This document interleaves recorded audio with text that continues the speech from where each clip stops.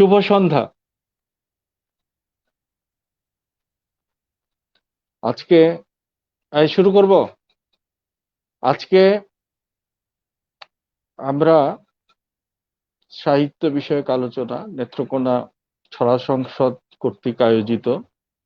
আমরা এর আগেও একটি প্রোগ্রাম করেছি, এটা আমাদের দ্বিতীয় প্রোগ্রাম। তো আজকে আমাদের মাঝে যারা উপস্থিত আছেন তাদের সবাইকে শুভেচ্ছা, স্বাগতম, সালাম, আদাব, নমস্কার। আমি মাস্ক পরেছি এই জন্য, স্বাস্থ্যবিধি মানার জন্য, এবং আমাদের মাস্ক না পরার কারণে বাংলাদেশ সহ পৃথিবীর বিভিন্ন দেশে করোনা ভাইরাস ঝাঁপিয়ে পড়ছে। সুতরাং মাস্ক পরা আমাদের দরকার। এখন আমি স্বাভাবিকভাবে সেটা আবার ফিরে যাব, স্বাভাবিকভাবে আপনাদের সাথে যুক্ত হব। মাস্ক পরাটা একটা অ্যাডভার্টাইজের মতো করলাম সকলের ইয়ের জন্য। সব ঝামেলা হয়ে গেল।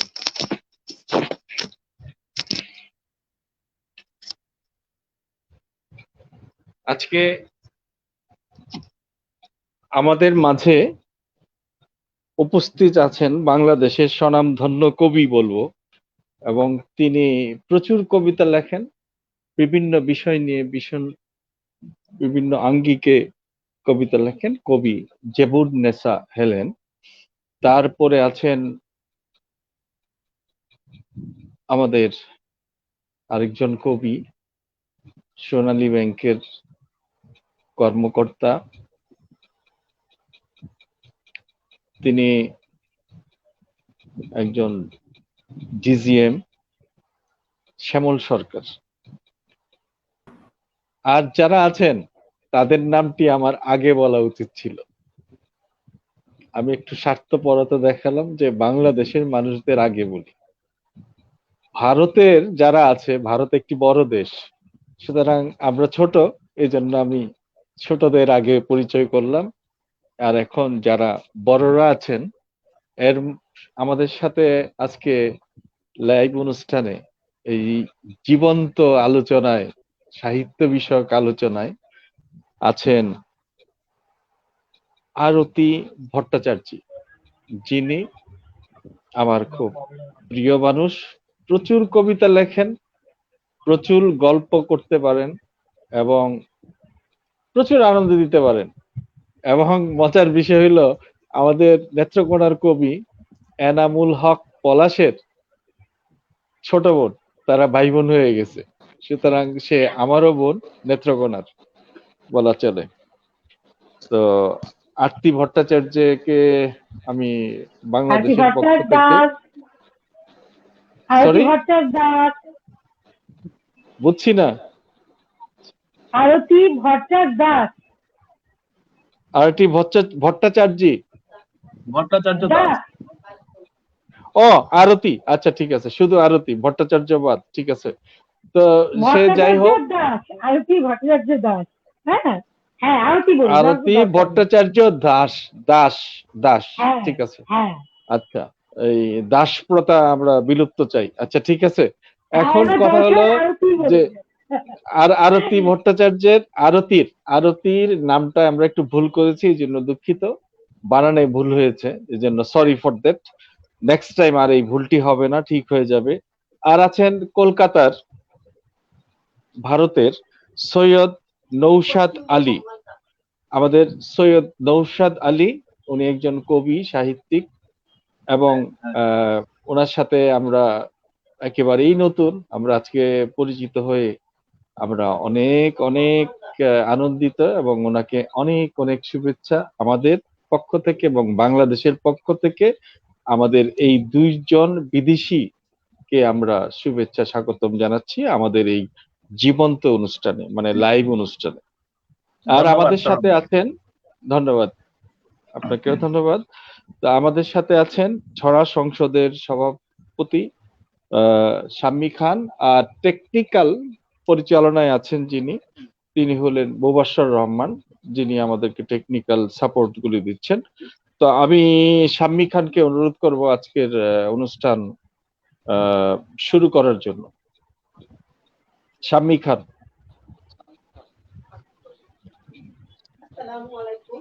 আসসালামু আলাইকুম। নমস্কার সবাইকে। আমি শাম্মী খান, আমি ছড়া সংসদ নেত্রকোনার এটার অ্যাডমিন ক্লাস সভাপতি। আজকে আমরা এই লাইভ প্রোগ্রামটি শুরু করতে যাচ্ছি দুই দেশের সুনামধন্য কিছু প্রিয় ভাজনকে নিয়ে। গতকাল গেল আমাদের বিদ্রোহী কবি কাজী নজরুল ইসলামের মৃত্যুবার্ষিকী। তিনি ছিলেন প্রেমের কবি, দ্রোহের কবি ও সাম্যের কবি।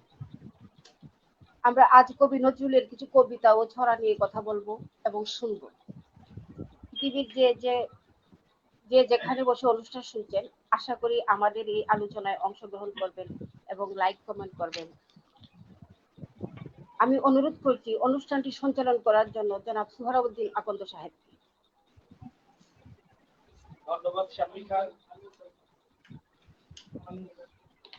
ধন্যবাদ শাম্মী খান।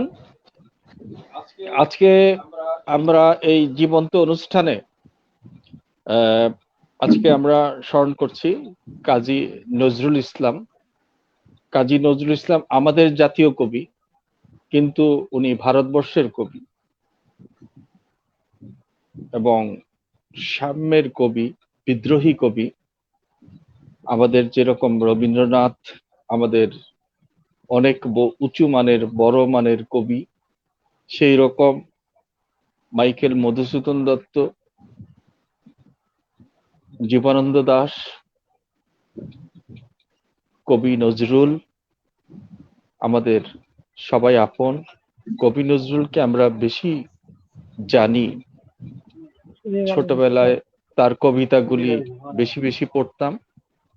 আই ছেলে ভোর হলো দূর হলো থেকে শুরু করে খুকুমনি জাগরে আমরা নজরুলের গান, কবিতা আমরা শুনেছি। কিন্তু আমাদের আজকের আলোচনাটি শুধু নজরুল নিয়ে থাকবে না, সমকালীন কবিতা নিয়ে কথা থাকবে। আর আজকে যারা এখানে কবি সাহিত্যিকরা উপস্থিত আছেন, ওনাদের কবিতা বা গল্প থেকে অল্প কিছু আমাদেরকে শোনাবেন। এটা আমরা শুনতে চাই। আমার মনে হয় আমাদের নিজেদের মধ্যে আমাদের নিজেদের কিছু লেখাও জানানো উচিত। তো আমি সর্বপ্রথম আমাদের আজকে এই মাসটি হলো সুখের মাস, দুঃখের মাস। আমাদের মহান নেতা বঙ্গবন্ধু শেখ মুজিবুর রহমান ও তার পরিবারের অনেক লোকজনকে নিষ্ঠুরভাবে খুন করা হয়েছিল। তো আমরা তাদের রুহের মাগফিরাত কামনা করি। পাশাপাশি আমাদের জাতীয় কবি নজরুল ইসলামের রুহের মাগফিরাত কামনা করি। নজরুল সম্পর্কে কথা বলতে গিয়ে একটা জিনিস আমার মনে পড়ছে, যে আমার সাথে অনেকেই আজকে কথা বলেছেন যে নজরুলের মৃত্যু হয়েছিল 29শে অগাস্ট, কিন্তু সেটি কেমনে আসলো 27শে অগাস্ট। এই নিয়ে অনেকেরই কথা আছে, কিন্তু আবার বাংলা সনটি, বাংলা তারিখটি ঠিক আছে। অনেকে আমাকে আবার এই কথাটা বলেছেন, যদি বাংলা সন এই মানা হয় তাহলে 21শে ফেব্রুয়ারি কেন 8ই ফাল্গুন আমরা পালন করি না। এইগুলি নিয়ে যেরকম কিছু কথা আছে আর কিছু রাজনীতিও এর মধ্যে আছে, তো সেইগুলির ভিতরে আমি যেতে চাই না, কিন্তু আমি আলোচনাটি আপনাদের কাছে রাখলাম। ভবিষ্যতে আমরা আলোচনা করব হয়তো এই বিষয় নিয়ে। তো এখন আমি আজকে অনুরোধ করব, আমাদের মাঝে উপস্থিত আছেন কবি জেবুন্নেসা হেলেন, একধারে শিক্ষক, একধারে কবি, একধারে প্রকৃতি প্রেমিক, ঘুরে বেড়ানো যার স্বভাব, ইচ্ছা হয় পারলে সারাদিনই ঘুরেন, রৌদ্র বৃষ্টি ঝড় ঝঞ্ঝা উপেক্ষা করে ঘুরতে ভালোবাসেন। কবি জেবুন্নেসা হেলেন, আপনার কাছ থেকে কিছু কথা, কিছু আলোচনা, কিছু কবিতা শুনতে চাই। আপনাকে পরে আবার সংযুক্ত করব, এখন কিছু আমাদের সাথে কথা বলবেন, পরিচিত হবেন সকলের সাথে। কবি জেবুন্নেসা হেলেন। ধন্যবাদ আজকের আয়োজক সোহরাবুদ্দিন আকন্দ ভাই। নেত্রকোনা থেকে আপনারা আমাদের এই আয়োজনটি করার ছড়া সংসদ, নেত্রকোনা ছড়া সংসদকে ধন্যবাদ। আর যারা এটার সাথে সংশ্লিষ্ট সবাইকে ধন্যবাদ। শুভ সন্ধ্যা। উপস্থিত যারা আছেন, আমাদের এই অনুষ্ঠান দেখছেন এবং আমাদের সাথে যারা সংযুক্ত আছেন ভারত থেকে এবং বাংলাদেশ থেকে, সবাইকে আন্তরিক শুভেচ্ছা জানাচ্ছি। এখন আমাদের যেহেতু করোনা কাল চলছে, আমরা সবাই আসলে গৃহবন্দির মতোই বলা চলে, যদিও এখন বাংলাদেশে কোনো লকডাউন নেই, কিন্তু তারপরেও মানুষ স্বেচ্ছায় কিছুটা কারাবন্দী অবস্থায় আছে। তো যা আর কি দৃষ্ট হয়, করোনা নিয়ে একটু কথা বলতেই হয়, যেহেতু আমরা এই অনলাইন প্রোগ্রামের কেন আয়োজন করছি। এটা মূলত আসলে করোনা কাল আসার পর থেকেই আমাদের বিভিন্ন অনলাইনে বিভিন্ন জন একসাথে নিজেদের মধ্যে ভাব বিনিময়ের জন্যই আমাদের এটা চালু হয়েছে বিভিন্ন জায়গায়। তো আমরা যেহেতু লেখালেখি বা সৃষ্টিশীল কাজের সাথে জড়িত থাকার চেষ্টা করি, সেই জন্য আমরা সবাই একসাথে এই ছড়া সংসদের মাধ্যমে অনলাইনে এসেছি। তো বলতেই হয়, করোনা হয়তো কোনোদিন বসন্ত, প্লেগ অথবা অন্যান্য যে রোগ আছে সেই রোগের মতো হয়তো যাবে না, কিন্তু আমরা যেটা আশা করছি যে ঠিক অন্যান্য রোগের মতো এটারও একটা প্রতিষেধক এবং ভ্যাকসিন বা হলে ওষুধ থাকবে যেটা প্রতিকারের ব্যবস্থা করবে, এরকম কিছু থাকবে সেই আশায় আমরা আছি। এখন মাস্ক পরে আমরা হয়তো অনেক কাজেই যাচ্ছি, বাধ্য হয়ে যাচ্ছি। আমরা এমন একটা মানে ভারত উপমহাদেশ, অবিভক্ত ভারত উপমহাদেশের সবাই সদস্য, তো সেইখানে আমাদের এখন যেই পরিস্থিতি তাতে আর কি আমাদের বোঝা যাচ্ছে যে কাজ না করে আমাদের চলা যাবে না। তো কাজই যেহেতু আমাদের জীবনের একটা অংশ, তো এই ক্ষেত্রে আমাদের বলতেই হয় যে আসলে এইভাবে অনলাইনেই আমাদের কিছু কিছু কাজ করতে হবে। তো আমরা যেটা বলবো, আজকে কাজী নজরুল ইসলাম, আমরা যাদেরকে বাংলাদেশে যা ওনার বিদ্রোহ কবিতা লেখার পর থেকে ওনাকে বিদ্রোহ কবি হিসাবেই ধরা, এবং উনি অবিভক্ত বাংলা যেই ভারত উপমহাদেশে যেই ধরনের কবিতা লিখেছেন, এখনো ওনাকে টপকে যাওয়ার মতো বা ওনার পরবর্তী জেনারেশনে ওনার মতো কবিতা আর দেখা যায় না। আমরা এখনো ওনাকে মানে কালজয়ী বা ধ্রুপদী কবি হিসাবেই জানি। তো আজকে ওনার প্রতি শ্রদ্ধা রেখে আমি ওনার একটা কবিতার অল্প একটু অংশ পড়বো। তার আগে একটু আমরা যেহেতু আমি একটু জানাতে চাই, আমাদের কিছু ভারতীয় বন্ধু আছেন যাদের কাছে আমরা জানলাম যে উনি ওনার বর্ধমানে, যেখানে ভারতে পশ্চিমবঙ্গে বর্ধমানে জন্মগ্রহণ করেছিলেন আসানসোলে, তো সেই জায়গায় যেই জিনিসটা হয়েছে সেটা হচ্ছে যে ওনাকে মানে কবর দেওয়া হয়েছে বাংলাদেশের ঢাকা বিশ্ববিদ্যালয়ের মসজিদের পাশে। ওনার সেই গানের কথার মতো মসজিদের পাশে আমার কবর দিও ভাই। তো সেই জায়গায় কবর দেওয়াতে ওনার যে স্ত্রী, উনি যখন ওনাকে রাখা হয়েছে যেই স্থানে বা এই বর্ধমানে, আমাদের কিছু বন্ধু, ভারতীয় বন্ধু যারা ওইখানকার মাটি এনে আমাদের বাংলাদেশে ওনার কবরে ছিটিয়ে দিয়েছেন, এবং ওনার থেকে কিছু মাটি, ওনার কবর থেকে কিছু মাটি নিয়ে ওনাদের আসানসোলের বাড়ির কাছে ওনার স্ত্রীর কবরের কাছে ছিটিয়ে দিয়েছেন। এই যে সংযোগ রক্ষা করার যে হৃদয়তা, এটা শুধু সৃজনশীল মানুষই পারে। সেই জন্য বললাম যে না বললেই নয়, এই জন্যই কথাটা বললাম। আমরা ওনার যে কাব্য গ্রন্থগুলো আছে, যে অগ্নিবীণা, বিষের বাসী, ছায়ানট, প্রলয় শিখা, চক্রবাক বা ওনার সিন্ধু হিন্দল, যেটাই বলি, সবগুলা লেখাই একদম ভিন্ন রকম, নিজস্বতা আছে, যেটাকে আমরা বলি ইউনিক। তো ইউনিক লেখার মধ্যে আজ সৃষ্টি সুখের উল্লাসের আমি কয়েকটা লাইন আপনাদের পড়ে আমার আপাতত বক্তব্য শেষ করব। তো তারপরে আবার আমাদের উপস্থাপকের কাছে ফিরে যাব। আজ সৃষ্টি সুখের উল্লাসে, আজ সৃষ্টি সুখের উল্লাসে মোর মুখ হাসে, মোর চোখ হাসে, মোর টকবগিয়ে খুন হাসে, আর সৃষ্টি সুখের উল্লাসে। আজকে আমার রুদ্ধ প্রাণের পল্ললে বান্ডিকই জাগলো জোয়ার, দুয়ার ভাঙা কল্লোলে আসলো হাসি, আসলো কাঁদন, মুক্তি এলো, আসলো বাঁধন। মুখ ফুটে আজ বুক ফাটে, মোর তিক্ত দুঃখের সুখ আসে, ওই রিক্ত বুকের দুঃখ আসে, আর সৃষ্টি সুখের উল্লাসে। ধন্যবাদ। এরপর বাকিটা সবাই জানেন। তারপর আমরা ওনাকে স্মরণ করে, ওনাকে শ্রদ্ধা রেখেই আমি আজকে প্রথম বক্তব্য দেওয়াতে একটু মানে এত বিজ্ঞ সমৃদ্ধ লোকের মাঝখানে, বিশেষ করে ভারতীয় সৈয়দ নওশাদ আলী ভাই, তারপর আরতি ভট্টাচার্য দাস ওনাদের সামনে, এবং বিশেষ করে শ্যামল দা এত ভালো লিখেন, আমি আসলে সংকুচিত কিছুটা হয়ে গেছি। আমি একজন শিক্ষানবিশ, তো সেই ক্ষেত্রে আকন্দ সোহরাবুদ্দিন ভাই যেভাবে আমার পরিচয় করাই দিচ্ছে, আমি একটু লজ্জাও পাইছি আর কি। যাই হোক, ধন্যবাদ। তারপর পরবর্তী সময় আবার কথা হবে। কিন্তু আপনি কিন্তু আরেকটা নামে আমাকে ডাকেন, সেটা বলেননি আজকে। আচ্ছা ঠিক আছে, আকাশ ভাই। এখন আমরা হ্যাঁ, আকাশের মতো উদার, সেই জন্য আকাশ ভাই।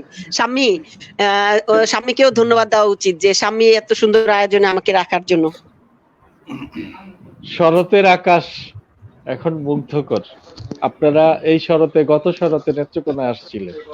আচ্ছা, তো শ্যামল দাও আসছিলেন, কবি জেবুন্নেসাও আসছিলেন। তো যা হোক, আমরা লিচু চুরি, তারপর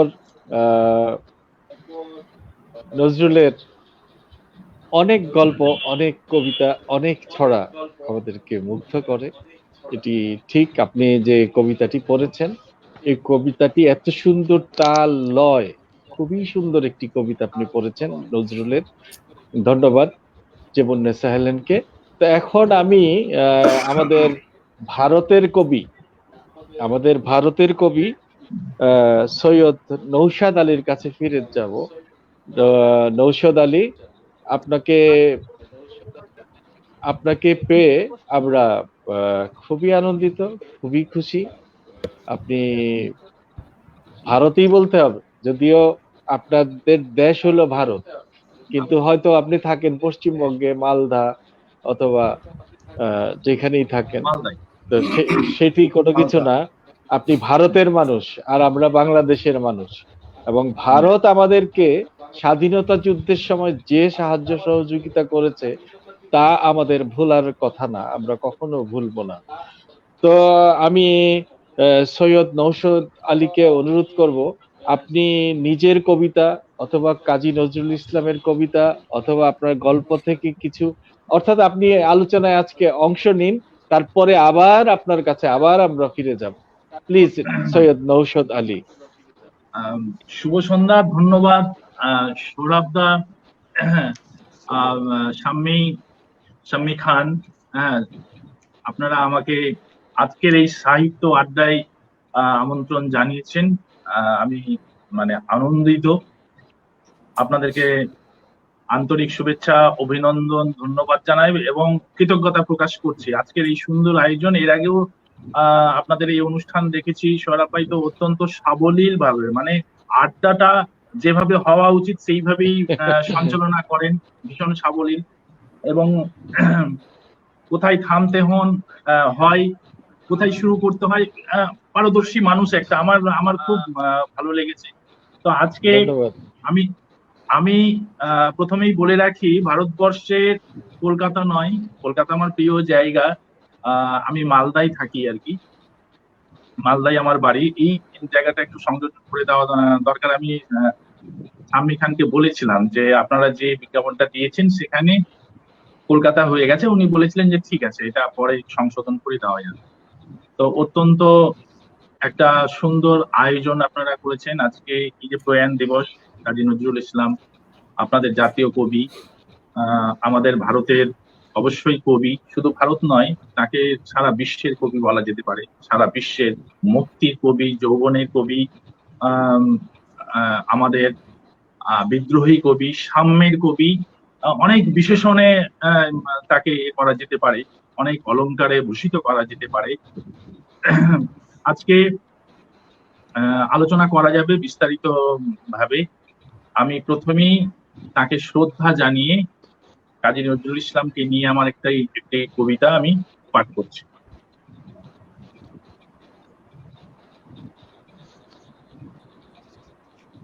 অগ্নিবীণার বাদক। মানুষের খিদে শূন্য স্থানে বসে আছে ভগবান আর শয়তান। বলতো কার দিকে হেঁটে গেলে বিকেলের মনোকষ্ট দূর হবে? বুকের দেওয়ালের ক্ষতগুলো রুমাল দিয়ে মুছে দেবে কোন বৃষ্টি প্রেমিক? কে লিখবে সমাপ্ত লিপি? এত বড় ভারতবর্ষের বুকে কত ক্ষত, তার হিসাব কে দেবে? তুমিই বলো অগ্নিবীণার বাদক। আজ ইতিহাস খুললে কবর উঠে আসে, কবর খুঁড়লে ইতিহাস। কফিনের মিছিলের সামনে দাঁড়ালে মনে হয় কফিনে আমারই শত শত মৃত্যু শুয়ে আছে। মিছিল আমার সামনে, মিছিলের সামনে আমি যেন একা একটি মৃত্যু দাঁড়িয়ে। পাখিরা ঠোঁটে বিষাদ নিয়ে উড়ে যাচ্ছে একটি পোষা অন্ধকার ভারতবর্ষের আকাশে। পরিযায়ী লক্ষ লক্ষ পায়ের রক্ত থেকে বেরিয়ে আসছে হতাশার গান। গান না কান্না, কান্না না আর্তনাদ। গঙ্গা দিয়ে ভেসে যাচ্ছে আরতির ফুল, বাতাসে ভেসে যাচ্ছে ধৈর্যের ধূপ, পুড়ে যাচ্ছে জীবনের পোশাক, সন্তানের ঘুম, ভেঙে যাচ্ছে শির দ্বারা। তুমি বিষের বাঁশিতে সুর দিয়ে বলেছিলে বিশ্ব আমার বাড়ি, আমি বিশ্ব সন্তান। অথচ কেউ বলছে এ ভারতবর্ষ তোমার ঘর নয়। রাতের অন্ধকারে পুরনো খাতার পৃষ্ঠার মতো ছিঁড়ে ফেলছে মানুষগুলোকে। তুমিই বলো, জীবনের সরল রেখা দিগন্ত বরাবর কেন বৃষ্টিতে ভিজছে? বৃষ্টি না রক্ত, রক্ত না মৃত্যু? বলে যাও, বলে যাও, একবার বলে যাও। ধন্যবাদ। নজরুলকে শ্রদ্ধা জানিয়ে এই আমার একটি কবিতা, সাম্প্রতিককালে লেখা। ধন্যবাদ। আপনার কবিতা চমৎকার। নজরুলকে লেখা আপনার কবিতায় যথেষ্ট উচ্চাঙ্গ ধারায় আমি এবং ভারত থেকে যারা অনেক আছেন, জীবননিশা হেলেন আমার ফেসবুক ফ্রেন্ড আছেন, হ্যাঁ, তাকে দেখি আচ্ছা, অত্যন্ত জি, সমৃদ্ধ একজন মানুষ। আরতি দি আছেন, হ্যাঁ, শ্যামলদা আছেন, শ্যামলদাকে আমি চিনি। আচ্ছা, আশা করি আজকের অনুষ্ঠান খুব জমে উঠবে। আমি একজন অক্ষম কবি, পাঠক, আলোচক হিসাবে তো মানে আমি আসতেই চাইছিলাম না, শাম্মী খানের অনুরোধে এলাম, ভালো লাগছে। হ্যাঁ, যাই হোক, আমি আপাতত প্রথম পর্বে এখানে শেষ করলাম। আপনি অনেক উঁচু মানের কবি, আপনার কবিতা তা প্রমাণ। তো কাঠবিড়ালি কাঠবিড়ালি পেয়ারা তুমি খাও, অথবা আমাদের একটি গল্পের কথা মনে পড়ে, পদ্ম ঘুকরা। পদ্ম ঘুকরা গল্পটি পড়ার পর শ্বশুর বাড়িতে আমারও ভয় লাগতো। যা হোক, এই এখন আমি আসছি আমাদের ধন্যবাদ কবি নওশেদ। আমি এখন আসছি আমাদের কবি আরতির কাছে, আরতি ভট্টাচার্য দাস, আরতির কাছে। আরতি তার নিজের অথবা কবি নজরুলের যে কারো কবিতা দিয়ে আপনি শুরু করুন, তারপর আবার আসবো আপনার কাছে। আপনি শুরু করুন। কবি আরতি। শুধু কবি নয়, গল্প লেখেন চমৎকার, সাহিত্যিক। হ্যাঁ, শুনতে পাচ্ছেন আরতি? আরতি, আরতি শুনতে পাচ্ছেন?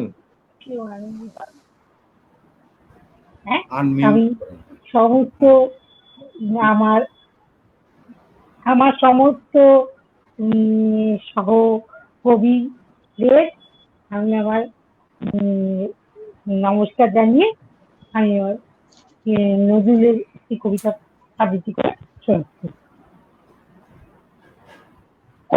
নজরুল কবি নজরুল ইসলাম।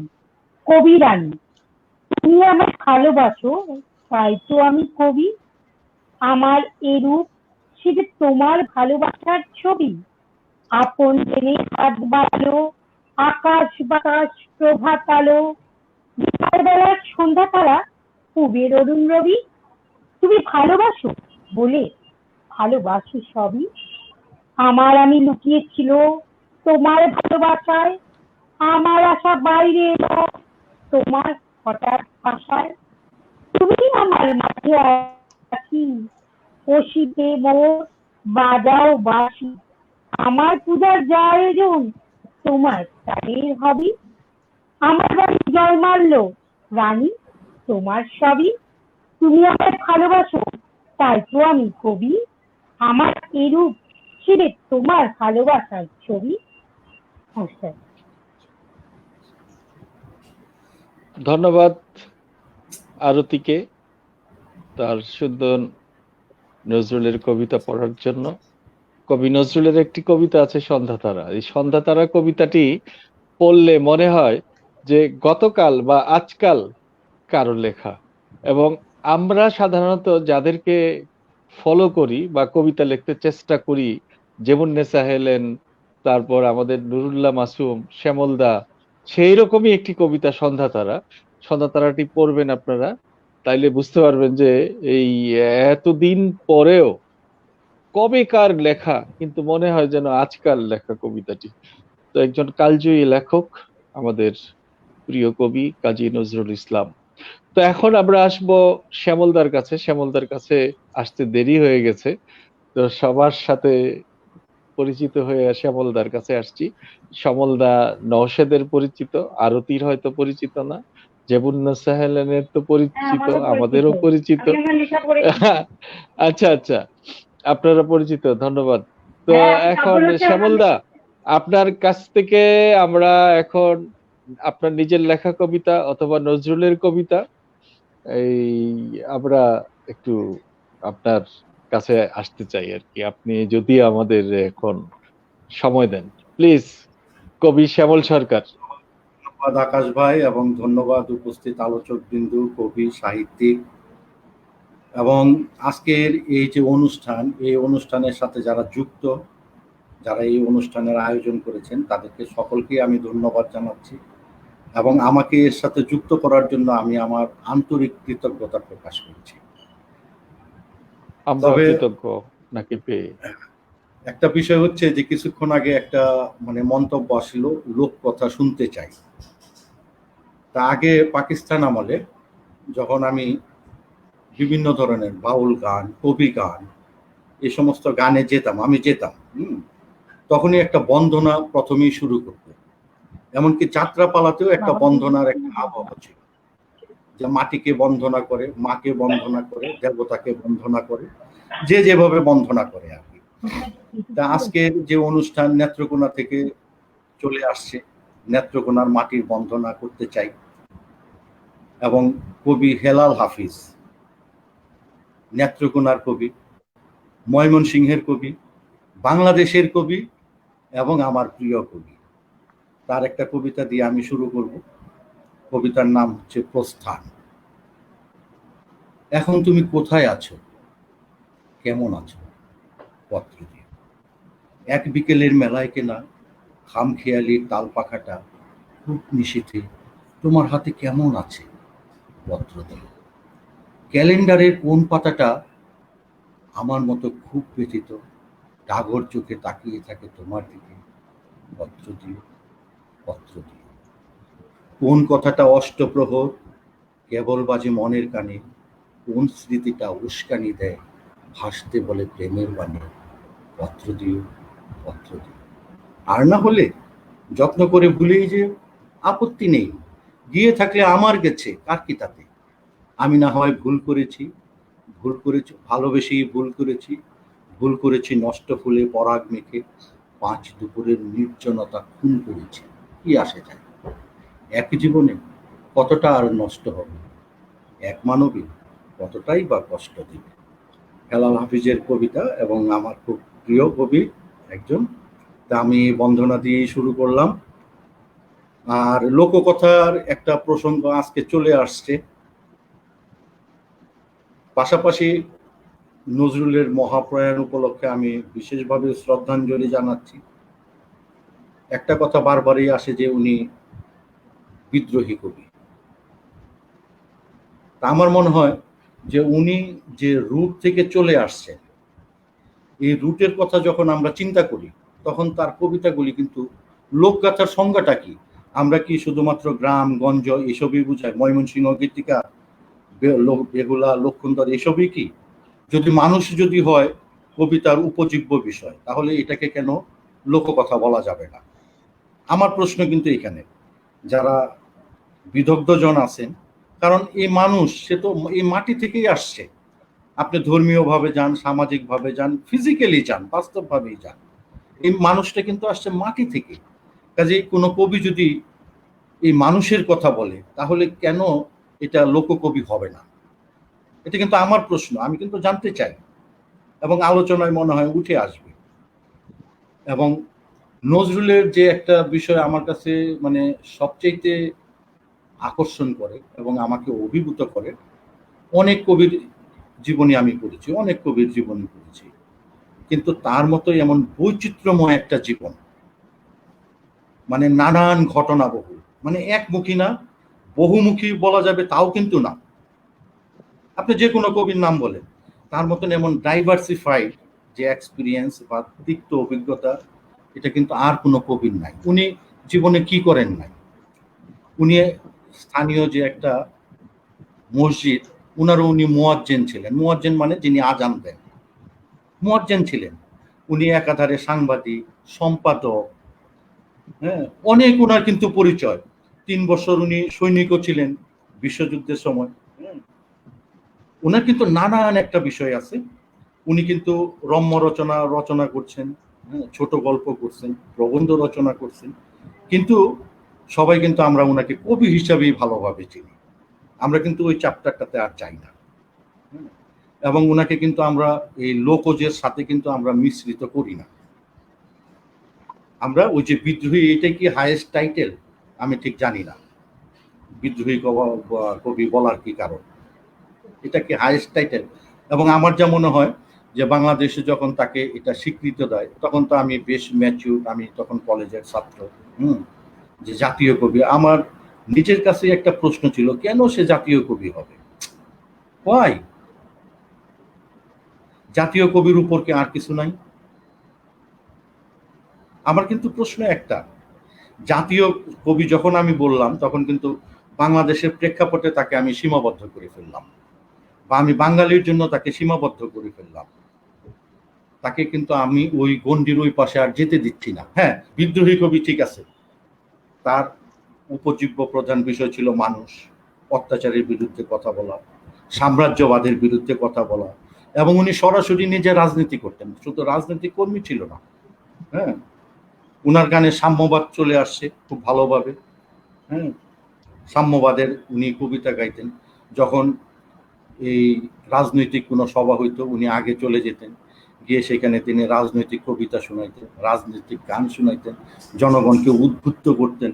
এবং আপনারা সবাই জানেন যে দ্বিতীয় বিশ্বযুদ্ধের পরে তাকে রাজদ্রোহ আখ্যায়িত করে তাকে জেলখানায়ও ঢুকিয়ে দেওয়া হয়েছে, তাই না? এবং জেলখানাটার কি কলকাতারই একটা কি সেন্ট্রাল জেলখানা।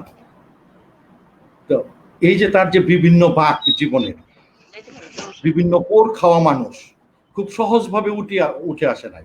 কখনো রুটি বানাইছে, কখনো যুদ্ধ করছে, কখনো সে সাংবাদিক, কখনো সে সম্পাদক, একটা বৈচিত্র্যময় জীবন। তো ফলে তার ভিতর যে একটা বিদ্রোহের যে ভাব, এইটাই কিন্তু আসাটা স্বাভাবিক,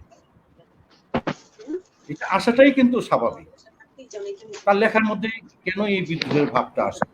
হেলেন আপা যে কবিতাটা শোনাইলো, একটা বিদ্রোহের ভাব।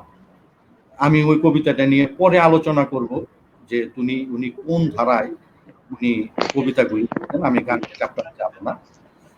আরেকটা বিষয়, লোককথার বিষয় যখন আসছে, যে আমার ছোট বোন শাম্মী খান, এবং আমার জানা মতে তিনি প্রচুর পরিশ্রম করছেন এই লোক সাহিত্য নিয়ে, লোককাব্য নিয়ে, এবং নানান জায়গা তিনি ঘুরে বেরিয়েছেন। হ্যাঁ, এবং এখনো ঘুরে বেড়ান, প্রচুর সময় দেন। এবং আমার মনে হয় যে ওনার সংগ্রহে অনেক কিছু আছে যা উনি এখনো প্রকাশ করছেন না, এটা আমার মনে হচ্ছে যে হয়তো সময় বুঝে প্রকাশ করবেন।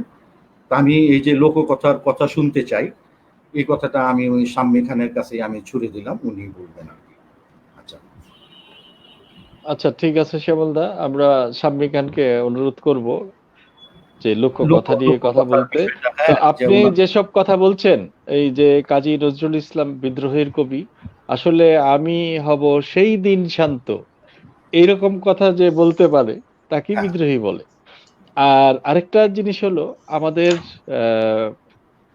আমাদের প্রখ্যাত লেখক বাংলাদেশের খালেকদাদ চৌধুরী, উনি কাজী নজরুল ইসলামের সান্নিধ্য পেয়েছিলেন এবং ওনার পত্রিকায় উনি কাজ করতেন, এবং অনেকদিন উনি কলকাতায় ছিলেন। উনি নেত্রকোনার মানুষ, খালেকদার চৌধুরী। এই খালেকদার চৌধুরীর নামে একটি পুরস্কার দেওয়া হয় প্রতি বছরই পয়লা ফাল্গুন। আমাদের এখানে পয়লা ফাল্গুন একটি মেলা বসে।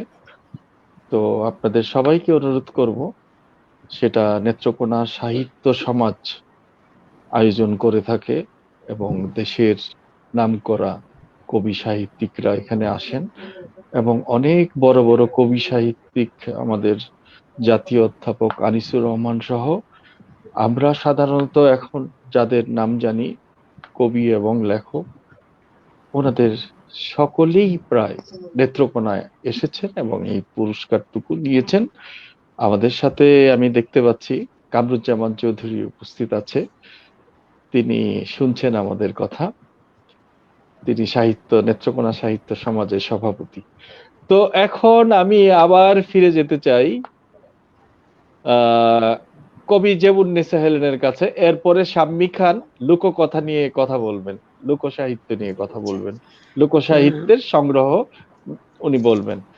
জেবুন্নেসা হেলেন, আমাকে কি শোনা যাচ্ছে আকাশ ভাই? একটু হ্যাঁ হ্যাঁ শোনা যাচ্ছে। 1 মিনিট।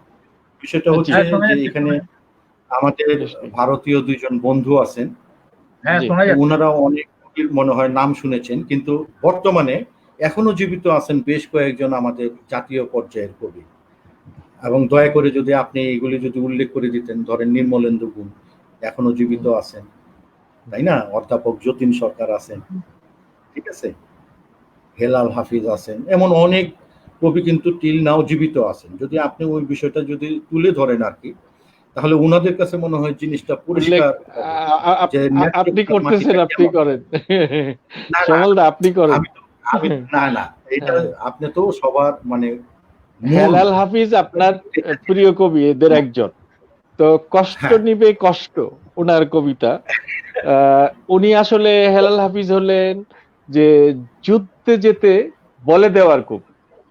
এখন যৌবন যার, যুদ্ধে যাবার সময়, তার যুদ্ধে যাবার শ্রেষ্ঠ সময় এখন।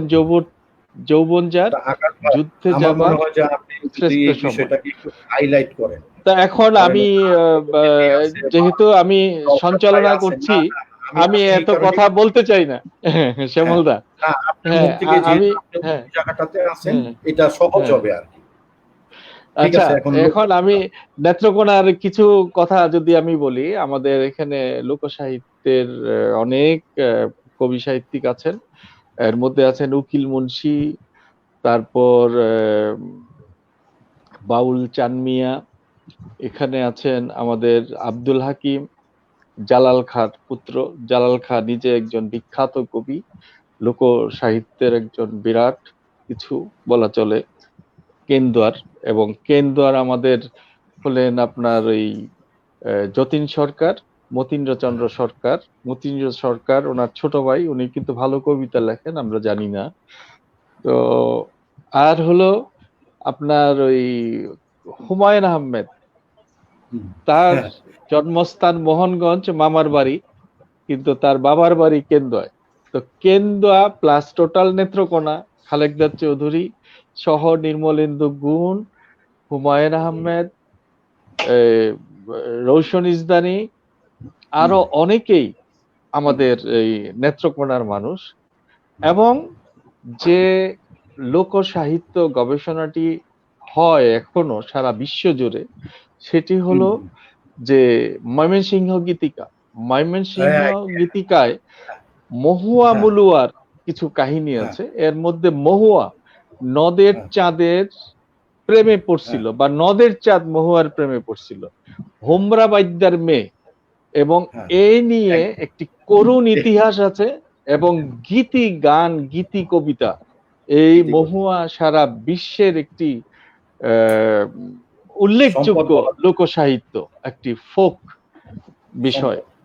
হ্যাঁ, তো এই মহুয়া ময়মনসিংহ গীতিকার ডক্টর দীনেশ চন্দ্র সেন, কিন্তু এখানে এই নামটা মনে হচ্ছে চন্দ্র, উনি আসলে মূলত সংগ্রাহক, কিন্তু ডক্টর দীনেশ চন্দ্র সেন ওটাতে উনি ডক্টরেট করেছেন বা উনি সম্মানিত হয়েছেন, সে যাই হোক, সেটা অনেক আলোচনার বিষয়। কিন্তু এই নেত্রকোনা থেকেই এই মহুয়া গীতটা, এবং সেটা হলো আমাদের মদন এলাকার মদন এলাকা। ওইদিকেই, সেটি মদন এলাকাতেই সেটি ঘটনাটি, এবং কতদিন আগের আমি জানি না, অনেক পুরনো, তো এটা গবেষণার বিষয়। তো এখন আমি ওই যেহেতু এটা আমাদের আড্ডা, আকাশ ভাই, এটা হ্যাঁ আড্ডা, হ্যাঁ, আমিও কিন্তু জানতে হ্যাঁ চাই, যেহেতু আপনার ময়মনসিংহ গীতিকা চলে আসছে, আপনি আচ্ছা, ডক্টর আমি ভাইয়ার এটা সংশোধন করে দিচ্ছি। উনার নাম জি হচ্ছে, উনি যার কথা বলতে চাচ্ছেন, যে মধ্যযুগে বাংলা সাহিত্যের কালজয়ী অধ্যায় বলে বিবেচিত এই গীতিকা সংকলনের উৎসে ছিলেন নেত্রকোনা জেলার কেন্দুয়া থানাধীন আইতর গ্রামের চন্দ্রকুমার দে। চন্দ্রকুমার দে রাইট, চন্দ্রকুমার ছিলেন জি, চন্দ্রকুমার দে। উনি হচ্ছেন এই হ্যাঁ ময়মনসিংহ গীতিকার প্রথম আর কি সংগ্রাহক, এবং তার পরবর্তীতে এই ময়মনসিংহ গীতিকা নিয়ে দীনেশচন্দ্র সেন উনি আর কি এটা রিসার্চের কাজ করেন। না না আপা, একটু কাবারি করে হ্যাঁ দিচ্ছি আমি, যখন ময়মনসিংহ গীতিকা বলবে না, এটা হবে না, এটা নাউন তো, এটা হলো ময়মনসিংহ গীতিকা। জি ঠিক আছে, ময়মনসিংহ গীতিকা, ময়মনসিংহ জি ময়মনসিংহ, জি হ্যাঁ, না এটা জানার প্রয়োজন আছে, নতুবা তো আমাদের হুম জেনারেশনরা ভুল জানবে। এটা তো মানে একটা জাতীয় সম্পদ না, এটা একটা বিশ্বের সম্পদ, হচ্ছে লোকগাথার হুম উপর। আর ডক্টর দীনেশচন্দ্র সেন, না, আমরা কিন্তু জানতাম ময়মনসিংহ শব্দটা।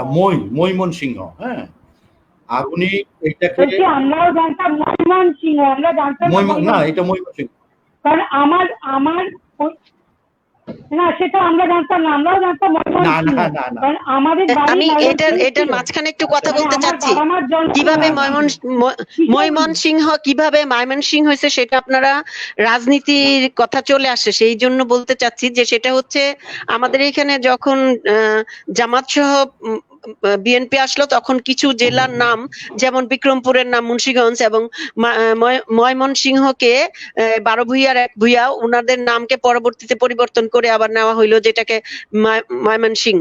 এইরকম নামকে অনেক পরিবর্ধন করে আর নতুন নাম দেওয়া হয়েছে, এই জন্য নামটা এরকম।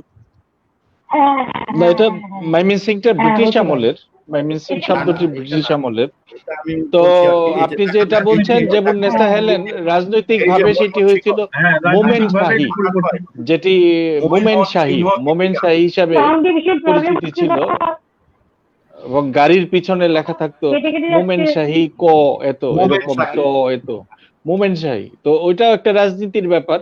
তো আমরা রাজনীতির ভিতরে যেতে চাই না, আমরা যাব না, কবি যেতে সাহিত্য চাই না। নিয়েই আমরা এখানেই থাকতে চাই। আমরা লুকোচুরি, কাঠবেড়ালি, কাঠবিড়ালি, পেয়ারা তুমি খাও, আমরা এর মধ্যে থাকতে চাই। আমরা এত ওই মানে দামি জিনিস খেতে পারবো না, ঠিক আছে? খেতে পারবেন, খুব দুরূহ হ্যাঁ বিষয়। হ্যাঁ, এটা কবি নজরুল পারে। কবি নজরুল ব্রিটিশদের কাঁপিয়ে দিয়েছিল তার কবিতা দিয়ে, গান দিয়ে, এবং এটা কবি নজরুলই পেরেছিল। তো সুতরাং এই কবি নজরুলের প্রতি শ্রদ্ধা রেখে বলতে চাই, এই আপনি বলছেন যে শুধু বিদ্রোহী কেন, উনি কিন্তু পূজা নিয়ে অনেক গান লিখেছেন, উনি কীর্তন লিখেছেন, এবং উনি যেসব পূজা নিয়ে, এবং যে এই যেসব শ্যামা সঙ্গীত সঙ্গীত, এবং শ্যামা সঙ্গীত বলে, শ্যামা সঙ্গীত উনি রচনা করেছেন, এবং হাম সেগুলি এবং নাচ। অভূতপূর্ব। হাম, নাচ, ইসলামিক সব। গান আছে। উনি আসলে কোন ধর্মের কবি ছিলেন না, উনি মানুষের কবি ছিলেন, সকল মানুষের। সবচাইতে উনি যখন কবি, সেই সময়টা হলো রাজা বাদশাদের যুগ, জমিদারদের যুগ, লর্ড সাহেবদের যুগ, চৌধুরী মুঘল, চৌধুরী মজুমদার, হ্যাঁ, তালুকদার, তাদের যুগ, তাদের দাপট। সেই সময় উনি যাদের জন্য কবিতা লিখছেন, সেজন্যই উনি আসলে বিদ্রোহী কবি, ওনাকে স্যালুট। তো এখন আমরা আবার জেবুন্নেসা হেলেনের কাছেই যেতে চাই। উনি যেহেতু কথা বলছিলেন, আপনি যে বললেন নেসা হেলেন, আপনি আবার আলোচনায় আসুন, শ্যামলদার আলোচনাগুলির উল্লেখ আমি করে। আমি শ্যামলদার আলোচনা, শ্যামলদা, আমাদের কোনো একজন দর্শক হয়তো আমাদেরকে ছড়া সংসদে যেহেতু আমরা আছি, দর্শক মনে হয় কিছু মানে কি বলে আঞ্চলিক ছড়া শুনতে চেয়েছিলেন। আমি দুই একটা নেত্রকোনার প্রবাদ প্রবচন পড়ছি আর সাথে আঞ্চলিক ছড়াও পড়ছি। Very good. ছোট ছোট, একেবারেই ছোট। ওদের প্রবাদ প্রবচন গুলোর মধ্যে আছে, পরের মন্দে থাকলে মতি, আগে হবে নিজের ক্ষতি। যার বংশের বাইর নাই, নাতি মরে আগে। নাইয়ার এক নাও, আনাইয়ার শতেক নাও। এগুলো হলো প্রবাদ, ওই অঞ্চলের প্রবাদ। আর এটাও প্রবাদ। ঘোড়া চিনি কানে, রাজা চিনি দানে, মেয়ে চিনি হাসে, পুরুষ চিনি কাশে। আকালের তাল বড় মিডা, আকালের তাল বড় মিডা। রাইট। পরের ঘরের পিডা খাইতে বড় মিডা, নিজের ঘরের পিডা খেকি দরদা ইডা। ইডা মানে ইট আর কি। আচ্ছা, যাই হোক, এখন আমি ছড়া পড়ছি, পরিচিত ছড়া। নেত্রকোনার মানে ছড়া সংসদে যেহেতু বসছি, তো ওদের এটা পড়ার পরে আমি আমাদের লেখায় যাই। তার আগে আমি ওদের একটু দুই একটা পড়ি। তেঁতুল পাতা, তেঁতুল পাতা, তেঁতুল বড় টক, তোমার সাথে আমার প্রেম করিতে করিতে আমার বড় শখ। আবার পড়ি, তেঁতুল পাতা, তেঁতুল পাতা, তেঁতুল বড় টক, তোমার সাথে প্রেম করিতে আমার বড় শখ। আচ্ছা, এইটা হলো ওদের ছড়া। আরো আছে, চাঁদ সুন্দর, ফুল সুন্দর, আরো সুন্দর তুমি, এ জগতে দুটি ফুল, তুমি আর আমি। আর এটা সবার ঘরে ঘরে আগে আমি নিজেও দেখেছি, পুঁতি দিয়ে কাজ করে অথবা কি বলে এটাকে হাতের কাজ করে মেয়েরা ওয়াল ম্যাট তৈরি করে রাখতো, যেটাকে আমরা মানে যে কোনো বাড়িতে গেলেই দেখলেন যে এরকম ছিল, যাও পাখি বলো তারে, সে যেন ভুলে না মরে, সংসার সুখের হয় রমণীর গুণে। এই ধরনের কথা আমরা ওই ইসের মধ্যে দেখতাম, নেত্রকোনার ছড়া। হ্যাঁ, নেত্রকোনার ছড়া। বালিশের মধ্যে, জি, রুমালের মধ্যে, হাত পাকার মধ্যে। জি, এই লেখা। তো আচ্ছা, একটু অন্যরকম ভাষায় লেখা, এটা একটু পড়ি। নেত্রকোনারই। আমের করি, জামের করি, হুতারপুর বিয়া করি, বউ না দিলে গোস্বা করি, তালের পিঠার নাস্তা করি। আচ্ছা, এখন ওই যে খেলা মেয়েরা খেলে না, মানে একটা ঘর কেটে খেলে, কুতকুত খেলা বলে আর কি, সেটার উপরে একটা সেটার উপরে একটা ছড়া পড়ি। সি কুতকুত নাড়ে নাড়ে কোকিল, কদম ডাকে বারে বারে, কলা গাছে ডাউগা, বেড়া আইলে আউগা। এটা ওইলে আউগা। ঠিক আছে শ্যামলদা, শুনছেন তো? হ্যাঁ, শুনছি। মজা করলাম, আমরা ছড়া সংসদে বসে ছড়া পড়লাম নেত্রকোনার প্রবাদ প্রবচন থেকে। আর এখন আমি আমার একটা কবিতা পড়ি, একটা কবিতা না, পরপর ছোট ছোট তিনটা কবিতা পড়ি আমি। তারপর আমি চাই যে অন্যরা কথা বলুক, আমি শুনবো, আমি একজন দর্শক হিসাবে থাকতে চাই তখন। আর বারবার আসলে মাইকে একজনের কাছে আসাটাও ঠিক না। আমি পড়ছি আমার উজ্জ্বল বর্ণে অক্ষরের চাষ বই থেকে, অর্ঘা অনুরাগ। আর আমার যে কবিতাগুলো পড়বো খুবই ছোট ছোট। নিশ্চয়ই ছোট ছোটই ভালো। অর্ঘা অনুরাগ। পুরা মাটির সুবাস কতকাল ফর্দবন্দি, তবে কি ইটখলায় যেতে হবে? শহরারণ্যে তপ্তানলে বসবাস, না পাওয়া তপ্ত মত্ত গ্রাণের উন্মত্ত আহ্বান, গনগনে তাপে শরীর হয়ে ওঠে কয়লা, মাটি হলে বেশ হতো, বেদিতে পুতলির মতো। গেল প্রথম ছড়া। আচ্ছা, এরপর যেটা পড়বো এটা হচ্ছে নতুন বই, যেই বইটা এই বছর বেরিয়েছে, বইয়ের নাম হচ্ছে বরং সুতরাং। এটা থেকে পড়ছি, প্রতিকৃতি যত্ন। ওঠো, উঠে বসো, খাপ ছাড়া প্রেম, আমার সরু বাগানে সবুজের ভিড়ে নীল শিখায় জ্বলে ওঠো। কত আর অপেক্ষার প্রহরে কান পাতবো, কত আর ঘড়ির রিংটোনে দুলে উঠে থেমে যাব। অবগণ্ঠিত পুরাতন থেকে চোখ ফেরাও, হে লিলিতের বিশুদ্ধতা, ওর পিতা প্রেমী পরম পিতা। আচ্ছা, এবার শেষ কবিতাটা পড়ছি। এটা হচ্ছে বেসিন ভালোবাসে সাবানের গ্রান বই থেকে, প্রথার আপগ্রেডিং। প্রথার আপগ্রেডিং। হয়ে গেছে। অন্ধকারের পরিধির ভেতর ত্রিভুজ, ত্রিভুজের ভেতর চতুর্ভুজ, অন্ধকারের বাইরের আলোর শলাকা, কেন্দ্রে আছে শলাকার স্ফুলিঙ্গ। ভালোবাসা যদি ত্রিভুজ হয়, চতুর্ভুজের এক বাহু সন্তান, অন্ধকার আলোর পূর্ব শর্ত। ধন্যবাদ বন্ধুরা, আমি আমার মানে কি বলবো, অপরিপক্ক কবিতা দিয়ে আমার বক্তব্য শেষ করছি। ধন্যবাদ সবাইকে। না না, খুবই ধন্যবাদ। পরিপক্ক, খুবই সুন্দর, খুবই অর্থবহ, খুবই ভালো লাগলো। কবি হেলেন জেবুন ভালো নেসা, লাগলো। জেবুন নেসা হেলেন, হেলেন জেবুন, আমি নানান নামে ডাকি। এখন কারণ মনে হয় একজন আমরা কবি। হ্যাঁ, আজকের এই তো অনুষ্ঠানে এখন আমি ফিরে যেতে চাই কবি শাম্মী খানের কাছে। শাম্মী খানের যে লোকসাহিত্য তার সংগ্রহ আছে, সেখান থেকে কিছু পড়ে শোনানোর জন্য ওনাকে অনুরোধ করছি। তারপরে আসবেন আরতি, অপেক্ষা করুন। ধন্যবাদ জনাব সোহরাবুদ্দিন সাহেব। আমি মূলত একটু লোক লোক সাহিত্য, সরি আমার লাইন প্রবলেম করছে। এই সাউন্ডটা কি একটু ডিস্টার্ব করছে? হ্যাঁ, Sound? সাউন্ডের আজকে ডিস্টার্ব। লোক না না, আর কারোটা করে নাই ডিস্টার্ব।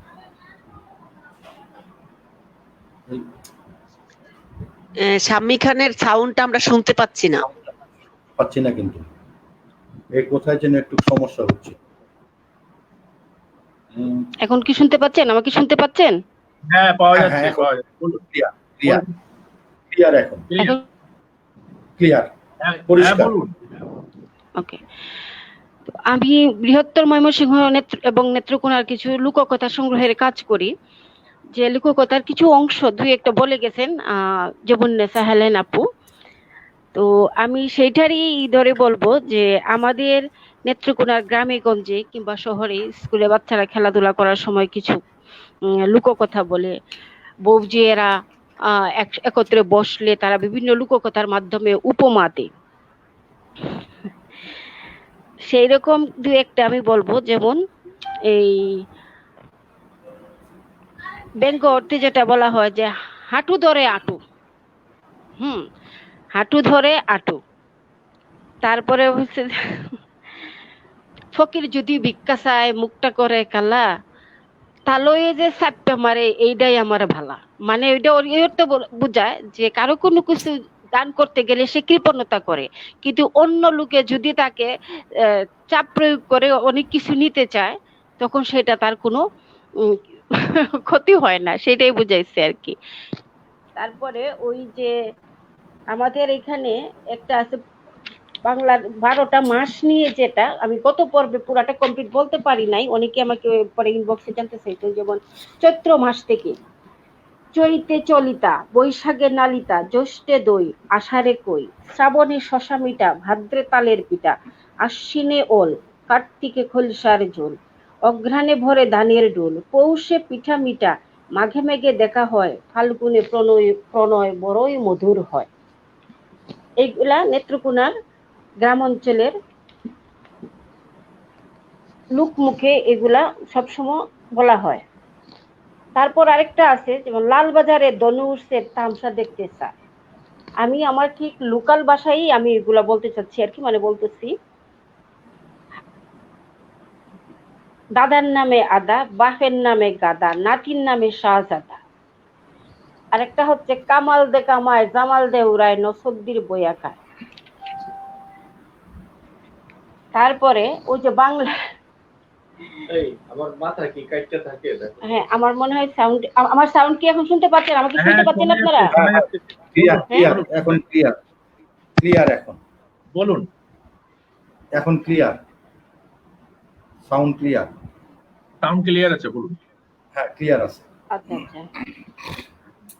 আরেকটা হলো গিয়া, আমি ছাড়তে চাইলে কি হইব, খেতা তো আমারে ছাড়ে না। এইটা বল, আমি ছাড়তে চাইলে কি হইব, খেতা তো আমারে ছাড়ে না। খেতা মানে খাতা, আমরা যে খাতা গাই দেই সেই খাতাকে বলা হয় লোকাল ভাষায় এই খেতা। যে আমি ছাড়তে চাইলে কি হইব, খেতাই আমারে ছাড়ে না, মানে তার বিপদ আপদ তার থেকে যায় না, দূরে সরে না, সেই অর্থে বুঝাইছি। যে দেশে যে বাউ নাও মাতা দে পাতলা বাউ, মানে নৌকা, যে দেশের যে রীতি সেটা, যে নৌকা নৌকা মাথায় দেয় পাতলা, নৌকায় যেটাই থাকে সেটারে বলা হয় পাতলা।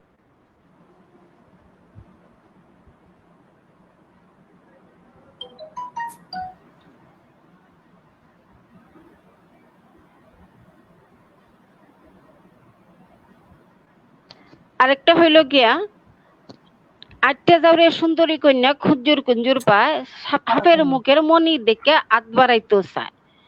মানে সাপ, সাপরে হাঁপ বলা হয়, মানে নেত্রকোনার গ্রামের ভাষায় যেটাকে সাপরে বলে হাঁপ। আচ্ছা ঠিক আছে, আজকে আমি এই কয়টাই বললাম। আমার গত পর্বে আমার কিছু প্রিয় ভাজন যারা, তারা আমার নিচের লেখা একটা কবিতা শুনতে চাচ্ছিলেন, যে আমি যেন আমার লেখা একটা নতুন, গত পুরাতন শরতের কবিতা না, এই নতুন একটা কবিতা পড়ে শোনাই। এইখানে আমি আরেকটু কথা বলতে চাচ্ছি যে আমার পশ্চিমবঙ্গের মালদার আমার প্রিয় বন্ধু কবি জনাব নৌশাদ আলীকে অসংখ্য ধন্যবাদ, যে আমার কথা উনি রক্ষা করছেন। উনি আমার কবিতা শুনতে চাচ্ছিলেন, আমি সেই জন্য আমার একটা কবিতা ওনাকে শোনাতে চাই। শোনান শোনান।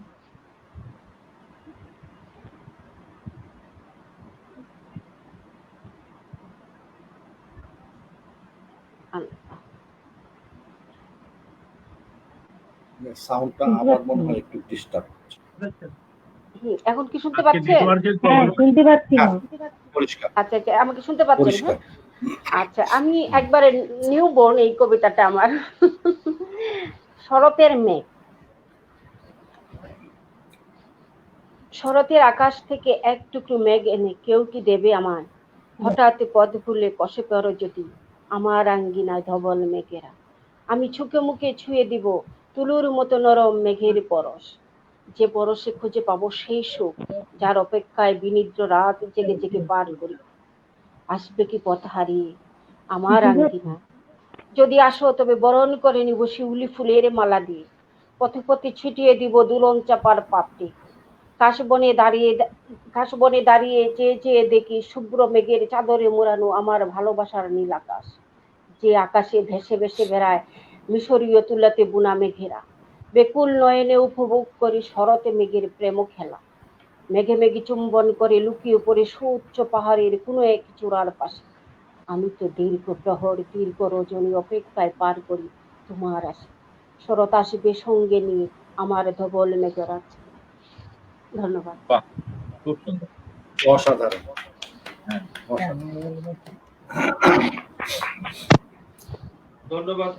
ধন্যবাদ শাম্মী খানকে তার সুন্দর নিজের লেখা কবিতা এবং লোক সংগ্রহ উনি পড়ে শুনিয়েছেন। এখন আমি যেতে চাই আমাদের যিনি অপেক্ষা করতেছেন, কষ্ট দিয়েছি অনেক, নৌশাদ আলী, সৈয়দ নৌশাদ আলী। সৈয়দ নৌশাদ আলী, আপনি তো একজন কবি এবং ভারতের কবি, আমাদের দেশের না। তারপরে আমি বলবো যে আমরা সবাই ভারতবর্ষের বাসিন্দা কিন্তু। হ্যাঁ, তো কবি সৈয়দ নৌশাদ আলী, আপনি আপনার আবার কবিতা কিছু শুনতে চাই। তারপরে আমি আরতির কাছে আসবো বলছিলাম আর কি। আরতিকে একটু অপেক্ষা করতে বলছি, অনুরোধ করছি প্লিজ। এখন কবি হ্যাঁ ধন্যবাদ, কবি নওশেদ, ওনাকে আমি সংযুক্ত হওয়ার জন্য, ওনার কবিতা আলোচনায় অংশ নেওয়ার জন্য আমি অনুরোধ করছি। কবি নওশাদ। ধন্যবাদ আকন্দ দা, আপনি যেভাবে একের পর এক সবাইকে সুযোগ দিচ্ছেন আর কি, মানে আমরা সবাই একসঙ্গে কথা বলছি না, অত্যন্ত সুশৃঙ্খল ও নিপুণ ভাবে এই অনুষ্ঠানটি আপনি পরিচালনা করছেন। আমি শুনছিলাম এবং এর আগেও অনুষ্ঠান দেখেছি। ধন্যবাদ। আমাদের ভারত বাংলাদেশ, যাই হোক, এটা তো একটা বিভাজন হয়েছে একটা সময়, কিন্তু আমাদের কবিদের কোনো দেশ নেই। আমাদের কবিদেরকে কোনো কাঁটা তার দিয়ে বিভাজন করা যায় না। আমাদের যে আত্মিক সম্পর্ক, এটা চিরন্তন, এটা অবিভাজ্য, এটা আমি মনে করি আর কি। তো আজকে আমি কবিতা শোনাবো, কিন্তু আমাকে শ্যামল দা আমার কৌতূহল বাড়িয়ে দিল, এবং আপনিও যেভাবে আলোচনার সূত্রপাত করলেন আমি মনে করি সেখান থেকে আজকে যেহেতু নজরুলের প্রয়াণ দিবসকে স্মরণ রেখে আপনারা এই আলোচনাটা করছেন, আহ সেখান নজরুল সম্বন্ধে টুকরো টুকরো কিছু কথা না বললে আমার মনে হয় আজকের এই অনুষ্ঠানটা অসম্পূর্ণ থেকে যাবে আর কি। হ্যাঁ, নজরুল তো একটা বিশাল আলোচনা করতে গেলে নজরুলের পরিধিটা বিশাল, অনেক সময় লাগবে। তো আমি আলোচনা করছি না, টুকরো টুকরো দুটো কথা বলছি। আর প্রথমেই তাকে স্মরণ জানানোর জন্য তার একটি কবিতার 2-3টি লাইন আমি অবশ্যই পাঠ করব। এখান থেকে শুরু করে আমি টুকরো কয়েকটি কথা বলবো। যেদিন আমি হারিয়ে যাব বুঝবে সেদিন বুঝবে, অস্ত পারে সন্ধ্যা তারায় আমার খবর বুঝবে, বুঝবে সেদিন বুঝবে। ছবি আমার বুকে বেঁধে পাগল হয়ে কেঁদে কেঁদে, সেদিন আমায় খুঁজবে, বুঝবে সেদিন বুঝবে। সত্যি আজকে আমরা বুঝতে পারছি আজকে নজরুল আমাদের মধ্যে নেই, কিন্তু তিনি নেই এ কথা যেমন সত্য, তিনি আমাদের মধ্যে আছেন এ কথাও তেমন সত্য আর কি। নজরুলকে আমরা শুধু বিদ্রোহী কবি বলে আমরা তাকে অভিহিত করে থাকি, কিন্তু তিনি তো কবি ছিলেন না, তিনি ঔপন্যাসিক, গল্পকার, তারপর সাংবাদিক ছিলেন, সুরকার ছিলেন, সঙ্গীত স্রষ্টা ছিলেন, নায়ক ছিলেন। হ্যাঁ, নানান গুণে গুণান্বিত ছিলেন তিনি, যেটা শ্যামলদা বললেন ডাইভার্সিফাইড। আর নজরুল সম্বন্ধে আমরা যে কথা বলে থাকি যে তার পড়াশোনা হয়নি, এটা অত্যন্ত ভুল কথা। আমরা যদি সঠিক কথাটা জানি, নজরুল কিন্তু অত্যন্ত ব্রিলিয়ান্ট একটা স্টুডেন্ট ছিল এবং 10ম শ্রেণীর সে ফার্স্ট বয় ছিল, এবং ফ্রম দ্য বিগিনিং, প্রথম থেকেই কিন্তু নজরুল ভীষণ প্রতিভাধর ছিল। কেন? তার ভিতটা মজবুত হয়েছিল। একটু আগেই আপনারা বলছিলেন যে তিনি গান লিখেছেন, ইসলামিক গান, তিনি তো সব রকমই গান লিখেছেন, ধীবরের গান, দেশাত্মবোধ গান, তারপর হাসির গান লিখেছেন, ভক্তি গান লিখেছেন, 4000 গান লিখেছেন। অনেক গান কিন্তু তার হারিয়ে গেছে। রবীন্দ্রনাথ যেভাবে সুশৃঙ্খল ভাবে তিনি অনেক অনেক গোছানো ছিলেন, সংরক্ষিত করেছেন, উনি কিন্তু করেননি। মজলিসি মানুষ ছিলেন, যখন তিনি মজলিসে বসতেন তখন কয়েকটা গান তিনি লিখে ফেলতেন। তার গান, এবং বিশ্বে এতগুলো গান কেউ লিখেননি, রবীন্দ্রনাথের চেয়েও তিনি বেশি গান লিখেছেন, 1 নম্বর। দ্বিতীয় নম্বর হচ্ছে, তিনি যখন 7ম শ্রেণীতে পড়তেন, তার প্রতিভার কথা বলি, পড়াশোনা করেননি, যুদ্ধ করেছেন, হুজুগের কবি বলা হতো, তিনি কবিতা লিখেছেন, কিন্তু তার ফাউন্ডেশন, তার ভিত্তিটা তার কাকু বজলে করিম করে দিয়েছিল, তার উর্দু ভাষা এবং ইংরেজি। এবং তারপর তো লেটো দলে তার 8 বছর বয়সে বাবা মারা গেল, বিভিন্ন গুণীজনের সংস্পর্শে এলেন, এবং সেখান থেকে সাংস্কৃতিক, তারপর উপনিষদ, কোরআন, বেদ সমস্ত কিছু পড়তে হয়েছিল। গান তিনি লিখেছিলেন, এবং 11 বছর বয়সে তিনি গানের সুর দিয়েছিলেন। এটা একটা মানে তাকে বিস্ময়কর প্রতিভা বললে হবে না, আমি বলি তিনি প্রতিভার অতিরিক্ত প্রতিভা। রবীন্দ্রনাথও কিন্তু এইভাবে বলেননি আমার মতো, প্রতিভার অতিরিক্ত প্রতিভা, কিন্তু তিনি একটা বিস্ময়কর প্রতিভা ছিলেন। 7ম শ্রেণীতে বাংলার স্যার এসেছেন, এসে বলছেন যে কাজী, কালকে যে গরুর রচনাটা দিয়েছি সেটা কি তোমার হয়েছে? তো উনি বললেন, স্যার প্রথমে আপনি বলুন রচনা মানে কি। তো বলছে রচনা মানে রচনা। তো না, রচনা মানে কি এটা আগে আপনি বলুন। তো বলছে তুই বড্ড দুষ্টু, তো তুই রচনাটা পড়ে আসিসনি তো, তাই তুই আমাকে এই ধরনের প্রশ্ন করছিস। বলছে ঠিক আছে স্যার, আমি লিখছি স্যার। তো বলছে হ্যাঁ যা লেখ। বলছে বাংলায় লিখবো না ইংলিশে লিখবো স্যার? বলছে আবার তুই দুষ্টুমি করতে লাগলি, যা খুশি হয় তাই লিখ। তখন নজরুল একটু আনমনা হয়ে আকাশের দিকে তাকিয়ে বলছে কতগুলো পাখি দেখেছে। বলছে আচ্ছা স্যার, পাখি নিয়ে লিখলে হবে? স্যার তো ভীষণ বিরক্ত হয়ে গেলেন, বাংলার সেই শিক্ষক। যা খুশি লেখ। স্যার বললেন যা খুশি তুই লেখ। 15 থেকে 20 মিনিটের মধ্যে নজরুল ইংলিশে 7 থেকে 8 পৃষ্ঠা পাখি নিয়ে, অ্যাবাউট বার্ড, রিগার্ডিং বার্ড, একটি প্রবন্ধ লিখে নিয়ে এলেন, এবং শিক্ষক মশাই সেটা দেখলেন। মানে একটাও ভুল ছিল না, একটি বানানো ভুল ছিল না, গ্রামারের তো কোনো ভুলই ছিল না। অবাক হয়েছিলেন সেই শিক্ষক। নজরুল এই ধরনের একজন প্রতিভাধর শিল্পী ছিলেন। এবং গানের কথা আমি শ্যামলদাকে বলি, শ্যামলদা শুনতে পাচ্ছেন আমার কথা? হ্যাঁ, শুনতে পাচ্ছি। আচ্ছা শ্যামলদা, আপনি গানের কথা বলছিলেন, হ্যাঁ, গানের পাখি আব্বাস উদ্দিন, আপনারা নাম শুনেছেন, গানের পাখি আব্বাস উদ্দিন একদিন নজরুলের কাছে, নজরুল তখন গ্রামোফোন HMV তে কাজ করছেন আর কি, হ্যাঁ, উনি ট্রেনার ছিলেন, মূল ট্রেনার ছিলেন আর কি গানের। তো আব্বাস উদ্দিন এসে বলেন, কাজীদা আপনি রাধাকৃষ্ণ নিয়ে অনেক লিখেছেন, আপনি কিছু ইসলামিক গান লিখুন না। তো বলছে ইসলামিক গান লিখতে হবে? বলছে হ্যাঁ সে লিখবো, এখন যিনি আছেন আর কি সাহেব, উনি বললেই লিখবো।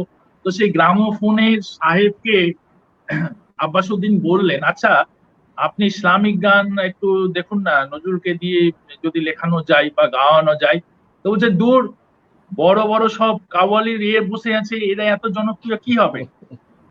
উনি কিন্তু রাজি হলেন না, একদমই রাজি হলেন না। উনিও কিন্তু নজরুলের প্রতিভা চিনেছিলেন, সম্পূর্ণ প্রতিভা চিনতে পারেননি, ওনাকে আবিষ্কার করতে পারেননি। সত্যি কথা বলতে আমরা বাঙালিরা নজরুলের জন্ম পালন করি, নজরুলের প্রয়াণ দিবস করি, বা যারা গায়ক গান করে, আমরা এতটুকুর মধ্যেই কিন্তু তাকে নজরুলকে সীমাবদ্ধ রেখেছি কিন্তু। আচ্ছা, যেটা আমি বলছিলাম, কিন্তু আব্বাস উদ্দিন থেমে থাকলেন না। আব্বাস উদ্দিন মাঝে মাঝেই বলেন, এক বছর পর আবার বললেন অত্যন্ত বিনয়ের সঙ্গে, তখন সেই গ্রামোফোনের সাহেবের মানে এটা মুডটা খুব ভালো ছিল, বলছে আচ্ছা দেখুন না নজরুলের এত প্রতিভা, একটা ইসলামিক গান।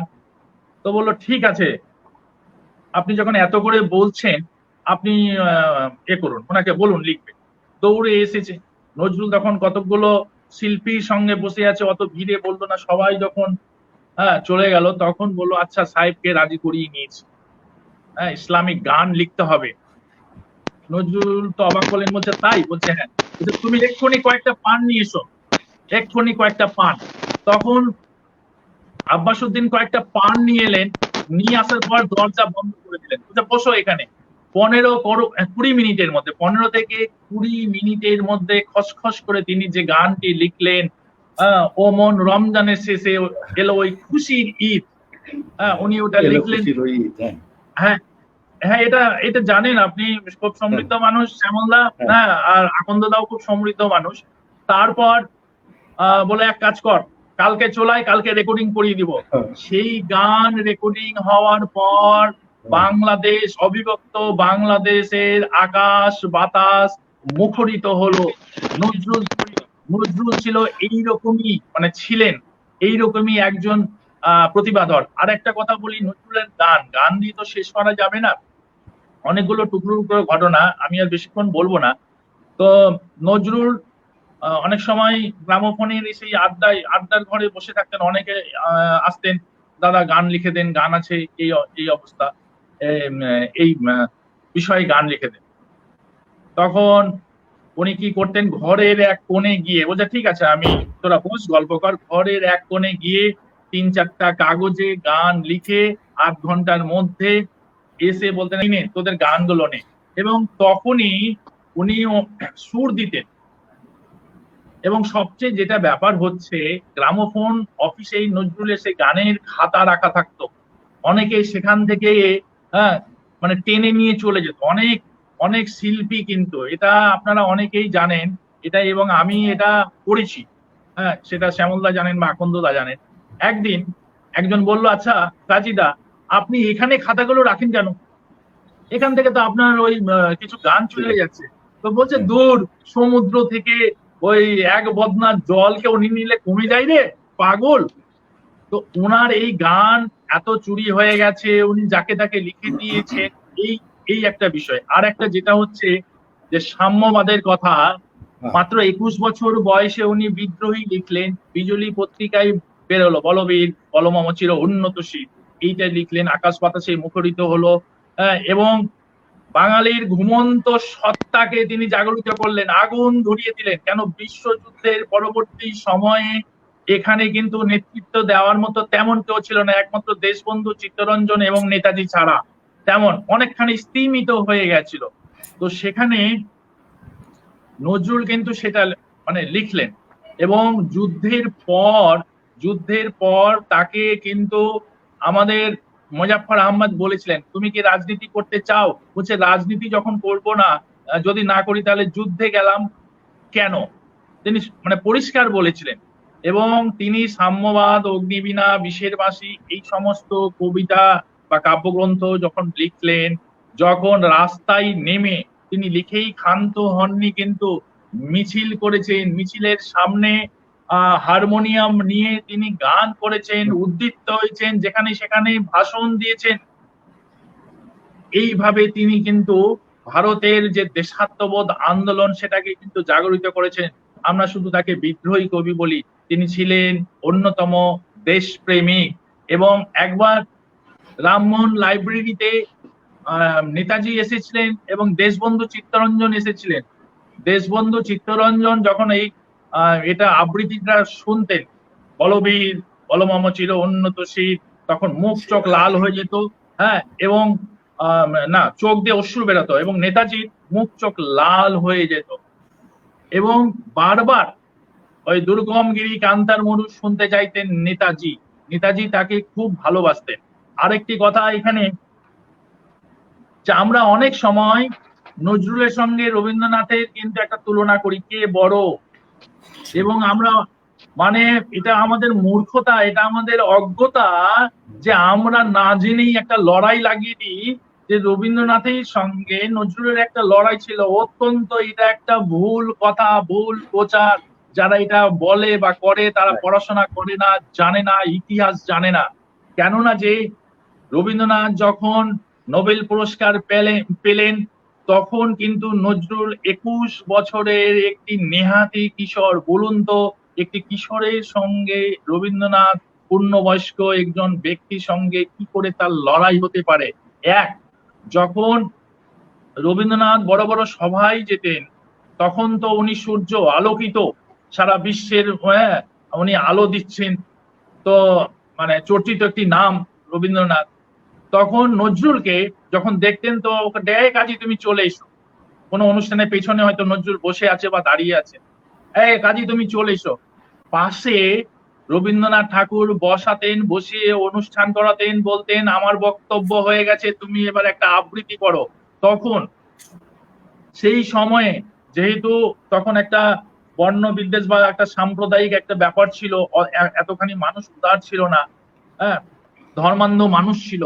রবীন্দ্রনাথ ঠাকুরকে ওনারা বলতেন যে আপনি একটা মুসলিম ছেলেকে কেন এত এই পাশে বসে এরকম করেন, কেন ডাকেন?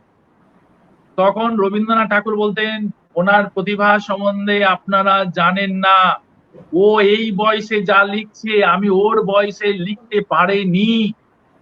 রবীন্দ্রনাথ এইভাবে কিন্তু ওকে স্নেহ করতো, ওর প্রতিভাকে শ্রদ্ধা করতো, হয়তো শ্রদ্ধা না প্রতিভাকে শ্রদ্ধা করতো।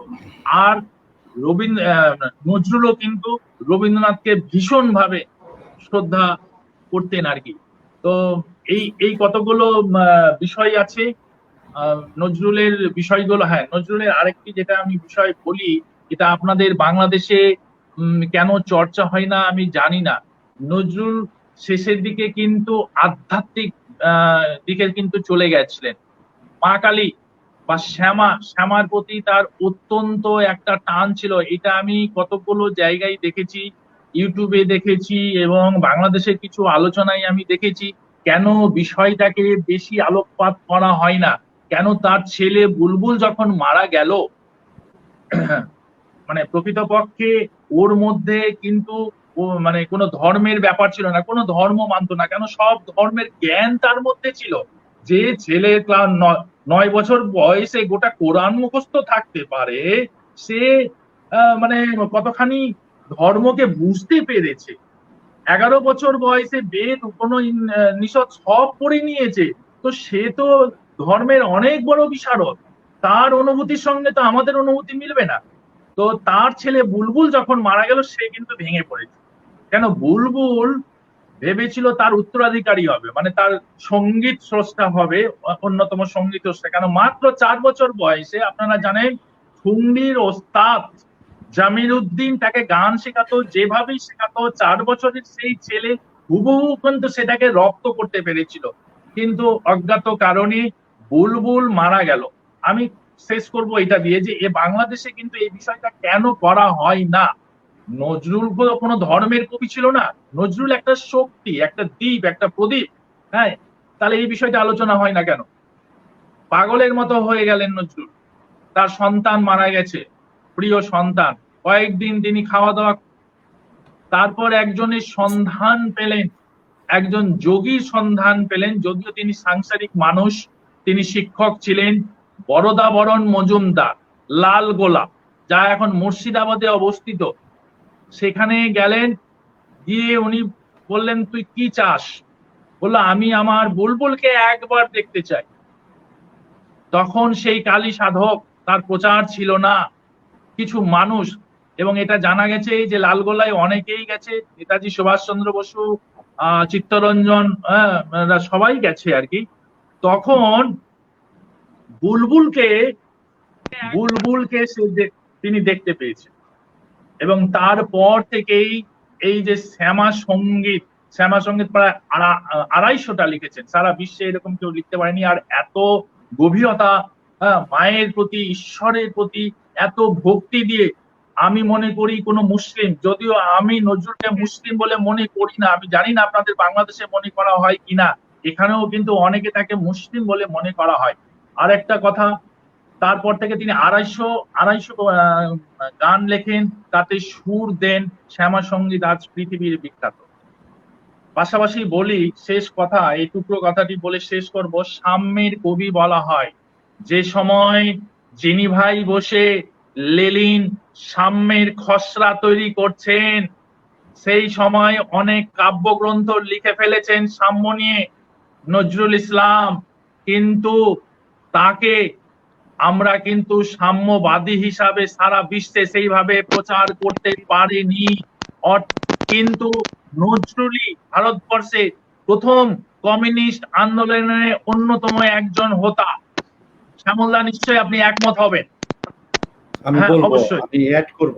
হ্যাঁ, এবং আপনার যে জবানবন্দিটা দেওয়া হয়েছিল জেলে সৈন্যরাগ, স্প্যানিশ এক কবি এবং গবেষক কিছুদিন আগে বলেছেন নজরুলকে নিয়ে গবেষণা করতে গিয়ে, যে নজরুলের এই জবানবন্দি সারা বিশ্বের মধ্যে শ্রেষ্ঠতম জবানবন্দি, যে কথা বলে গেছেন, জেলে বসে এই রকম অসাধারণ লেখা অন্য কেউ লিখতে পেরেছে বলে আমি জানি না। তো এই ধরনের সারা বিশ্বে আজকে নজরুলকে নিয়ে চর্চা শুরু হয়েছে, গবেষণা শুরু হয়েছে, কিন্তু আমরা হতভাগা বাঙালিরা কিন্তু নজরুলকে নিয়ে তেমন ভাবে চর্চা করছি না। নজরুল নিজেকে হুজুগে কবি বলেছিলেন, কিন্তু আমরা হচ্ছি হুজুগে বাঙালি। নজরুলের জন্মদিনটাকে আমরা ঘটা করে পালন করি, কিন্তু নজরুলকে যদি আমরা প্রকৃত শ্রদ্ধা করতাম, তাহলে আজকে সারা বিশ্বে যেভাবে লেনিনকে চেনে, নজরুলকেও কিন্তু সেইভাবেই সারা বিশ্বের মানুষ চিনত। নজরুলের প্রকৃত মূল্যায়ন। কবি নওশেদ, আপনাকে ধন্যবাদ। আমরা হয়তো সময় থাকলে পরে আবার আসবো আপনার কাছে। যে আপনি মুজাফফর আহমদের সাথে যে কথাগুলি বলেছেন, উনি বামপন্থী রাজনীতিকে পছন্দ করতেন তখনকার সময়ে, এবং উনি আমাদের এই বঙ্গ এবং তথা ভারতবর্ষের মধ্যে নেতাজি এবং দেশবন্ধু চিত্তরঞ্জন আর কবি নজরুল, তারাই একমাত্র স্বাধীনতার পক্ষে ছিলেন বলা যায়, অনেকেই বলে। তবে ওই যে হিন্দু মুসলমান দ্বন্দ্বটা, এটা আসলে একটা মৌলবাদী বিষয় আর কি। আসলে কবি যারা কবি, লালনের কোন ধর্ম, নজরুলের কোন ধর্ম, রবীন্দ্রনাথের কোন ধর্ম, অনেকে বলে রবীন্দ্রনাথ হিন্দু।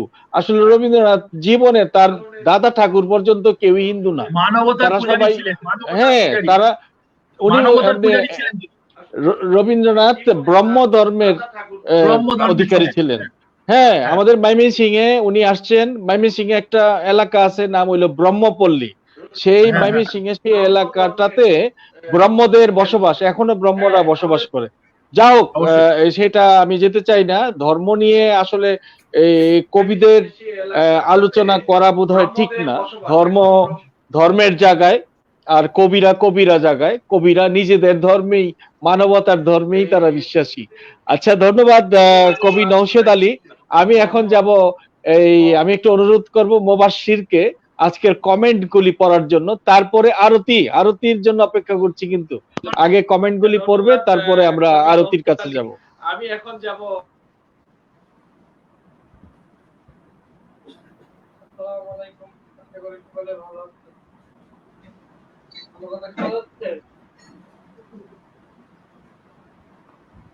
হ্যালো, আমার কথা শোনা যাচ্ছে? হ্যাঁ, শোনা যাচ্ছে, শোনা যাচ্ছে। হ্যাঁ, শোনা যাচ্ছে। আচ্ছা, আমরা এক নজরে কমেন্ট গুলো পড়ে নিই। আমাদের অনেক বন্ধুরা কমেন্ট করেছে। প্রথমেই চলে যেতে চাই বিনয় দেবনাথ। তিনি লিখেছেন, আমি এই অনুষ্ঠানটি করার জন্য অভিনন্দন জানাচ্ছি এবং শুনতেছি কবি নজরুল ইসলামের প্রতি আমার শ্রদ্ধা, দুঃখিত দেখা যাচ্ছে না, নিবেদন করছি। খুব ভালো লাগলো, ধন্যবাদ আপনাকে। আর সরসংসদ নেত্রকোনা ফেসবুক পেজ থেকে নোটিশ আসছে যে আমাদের লাইভ প্রোগ্রাম চলাকালীন সময় আমাদের ভিডিওগুলো শেয়ার করার জন্য। পরবর্তীতে আমাদের কমেন্ট করেছেন তিনি ভারতেরই কবি তরুণ কর্মকার, বেস্ট উইথ অফ লাক। ধন্যবাদ। তিনি আমাদের আগের অনুষ্ঠানের অতিথি ছিলেন। পরবর্তীতে আমাদের সোহম দাস লিখেছেন, দারুণ দেখতে লাগছে, ধন্যবাদ। আমরা চলে যাচ্ছি আরেকটি কমেন্টে। তিনি লিখেছেন, অনেক ভালো আলোচনা, ধন্যবাদ। এখন আমরা চলে যেতে চাই আরেকজন বন্ধুর কাছে। তিনি লিখেছেন, শুভকামনা রইল, ধন্যবাদ। এখন আমি চলে যেতে চাই আমাদের প্রধান সঞ্চালক সোহরাবউদ্দিন আকন্দ স্যারের কাছে। মোবাশ্বের, আমরা এখন অনুরোধ করব কবি আরতিকে, সে একজন ভালো গল্পকার, সে তার গল্প এমন যে রেখে দেয় যে অসমাপ্ত, এজন্য আগ্রহ থাকে তার গল্পটা কবে আসবে সেটা পড়ার জন্য। তো এই আমাদের প্রিয় আরতি ভট্টাচার্য দাসকে অনুরোধ রাখবো। আর শ্যামলদা, আপনারা সবাই, শ্যামলদাকেও আমি অনুরোধ করব এরপরে আরতির পরে অন্তত 1-1.5 মিনিট কথা বলার জন্য। সবাই 1-1.5 মিনিট করে কথা বলবেন, তারপরে শাম্মী খান কথা বলবেন, তারপরে অনুষ্ঠানের সমাপ্তি ঘোষণা হবে। তো আরতি ভট্টাচার্য দাস, আরতি শুনতে পাচ্ছেন? হ্যাঁ, এখানে সবাই, প্লিজ। হ্যাঁ শুনতে পাচ্ছি। হ্যাঁ। দাদা, এখানে সমস্ত বিদগ্ধ কবিরা রয়েছেন, তারা নজরুল সম্বন্ধে অনেক কিছু বললেন। সেখানে আমার আর বলার মতো এত জ্ঞান সত্যি আমি নেই, তবে আমার মতে কবির কথা একটা লাইন বলি আমি, যে আমরা একই বৃন্তে দুইটি কুসুম, হিন্দু মুসলমান, হিন্দু তাহার নয়নমণি, মুসলিম তাহার প্রাণ। সুতরাং এখানে যার ধর্ম উনি বিচার করেননি, আমরা কবিরাও চাই না। আমরা কবিরা বিশ্বাস করি আমরা সবাই মানবিকতা, ধর্ম এই নিয়েই বেঁচে থাকতে চাই। আর রাজনীতির জন্য আমাদের যে কাটাতারের বিভেদটা সৃষ্টি হয়েছে, এটা তো রাজনীতির ব্যাপার, এখানে আমাদের থাকার কোনো প্রয়োজন নেই। আমরা তো কবি, আমাদের মনে আত্মায় একে অপরের সঙ্গে আমরা একাত্ম হতে চাই। আর আমি গবেষক জিয়াদ আলীর কথা একটা জানতে পারলাম যে উনি বলেছেন যে একদিন একটা নজরুলকে একদিন অনেক রিক্সায় চড়ে বেরোতে যেতে এদিক ওদিক, একদিন একটি রিক্সাওয়ালাকে বলেছিলেন যে আজ তুই চড় রিক্সায়, আমি তোকে টেনে নিয়ে যাবো। এই মানবিকতা সত্যি এখন বোধহয় আমাদের মধ্যে আর নেই। সুতরাং ওনার কথা বলাটা ওর মতো স্পর্ধা বা জ্ঞান আমার অতটা নেই। সত্যি কথাই অনেক কিছু আপনারা সবাই বললেন, আমি শুনলাম। বলেন, এবার আমি আমার লেখা কিছু পড়ে আপনাদের বরং শোনাই। প্লিজ। হ্যাঁ, ধন্যবাদ, বলুন। হুম। এক মিনিট, এই কি দেখবো ইয়েতে চুলায়? আমি আমার লেখা একটি ছড়া শোনাচ্ছি প্রথমে। মহাপণ্ডিত ব্যাং, গ্যাঙর গ্যাঙর গ্যাঙর গ্যাং, ডোবার ধারে ডাকে কোলা ব্যাং। রাজামশাই বলেন রেগে, কি রে করিস গ্যাঙর ঠ্যাঙর ঘ্যাং? ব্যাং আবার ডেকে ওঠে, গ্যাঙর গ্যাঙর গ্যাঙর গ্যাং। মহারানী শেষে কন, খাবে কি মুরগির ঠ্যাং? ব্যাং তবু ডেকে ওঠে, গ্যাঙর গ্যাঙর গ্যাঙর গ্যাং। রাজপুত্র বলে ওঠে, মারব তোকে এক ব্যাং। ব্যাং তবু ডেকে ওঠে, গ্যাঙর গ্যাঙর গ্যাঙর গ্যাং। রাজকন্যা বিয়ে হবে, ঠ্যাং পুরাপুর ঠ্যাং। ব্যাং শুনে ডেকে ওঠে, গ্যাঙর গ্যাঙর গ্যাঙর গ্যাং। মন্ত্রী মশাই বলেন রেগে, আচ্ছা মেরে ভাঙবো ঠ্যাং। মুচকি এসে ব্যাং ডাকে, গ্যাঙর গ্যাঙর গ্যাঙর গ্যাং। সেনাপতি তোলেন ছুটি, চেঁচিয়ে ওঠেন, মরবি নাকি? বিদ্রুপ ভয়ে ব্যাং ডেকে ওঠে, গ্যাঙর গ্যাঙর গ্যাঙর গ্যাং। আজ রাতে বিক্রি হবে সমাজে, বলেন উঠে, জ্ঞানী বিদূষক চক্ষু মুদে, গ্যাঙর গ্যাঙর গ্যাঙর গ্যাং। খিলখিলিয়ে হেসে ওঠে মহাপণ্ডিত ওই ব্যাং। বাহ, চমৎকার। এবার আমি আরেকটা কবিতা শোনাচ্ছি। মমি, মনের দুয়ারে খিল এঁটেছি, শুনবো না কোনো কথা। যতই ঝরুক শ্রাবণ ধারা, ভিজবে না, যতই ভিজবে না মনের ব্যথা। মনের দেওয়ালে পাকের গন্ধ, তাই দিয়েছি এতে তালা বন্ধ। মন মাঝে এসেছিল বসন্ত, পলাশ রঙে রাঙাতে অনন্ত। কাল বৈশাখীর ঝড়ে গিয়েছে উড়াই, লোভ লালসায় প্রাণ জুড়ায়। খড়কুটাও ন্যায় করেছ দলিত, বসন্ত করেছ অবহেলিত। যতই বাজুক মল্লার রাগ,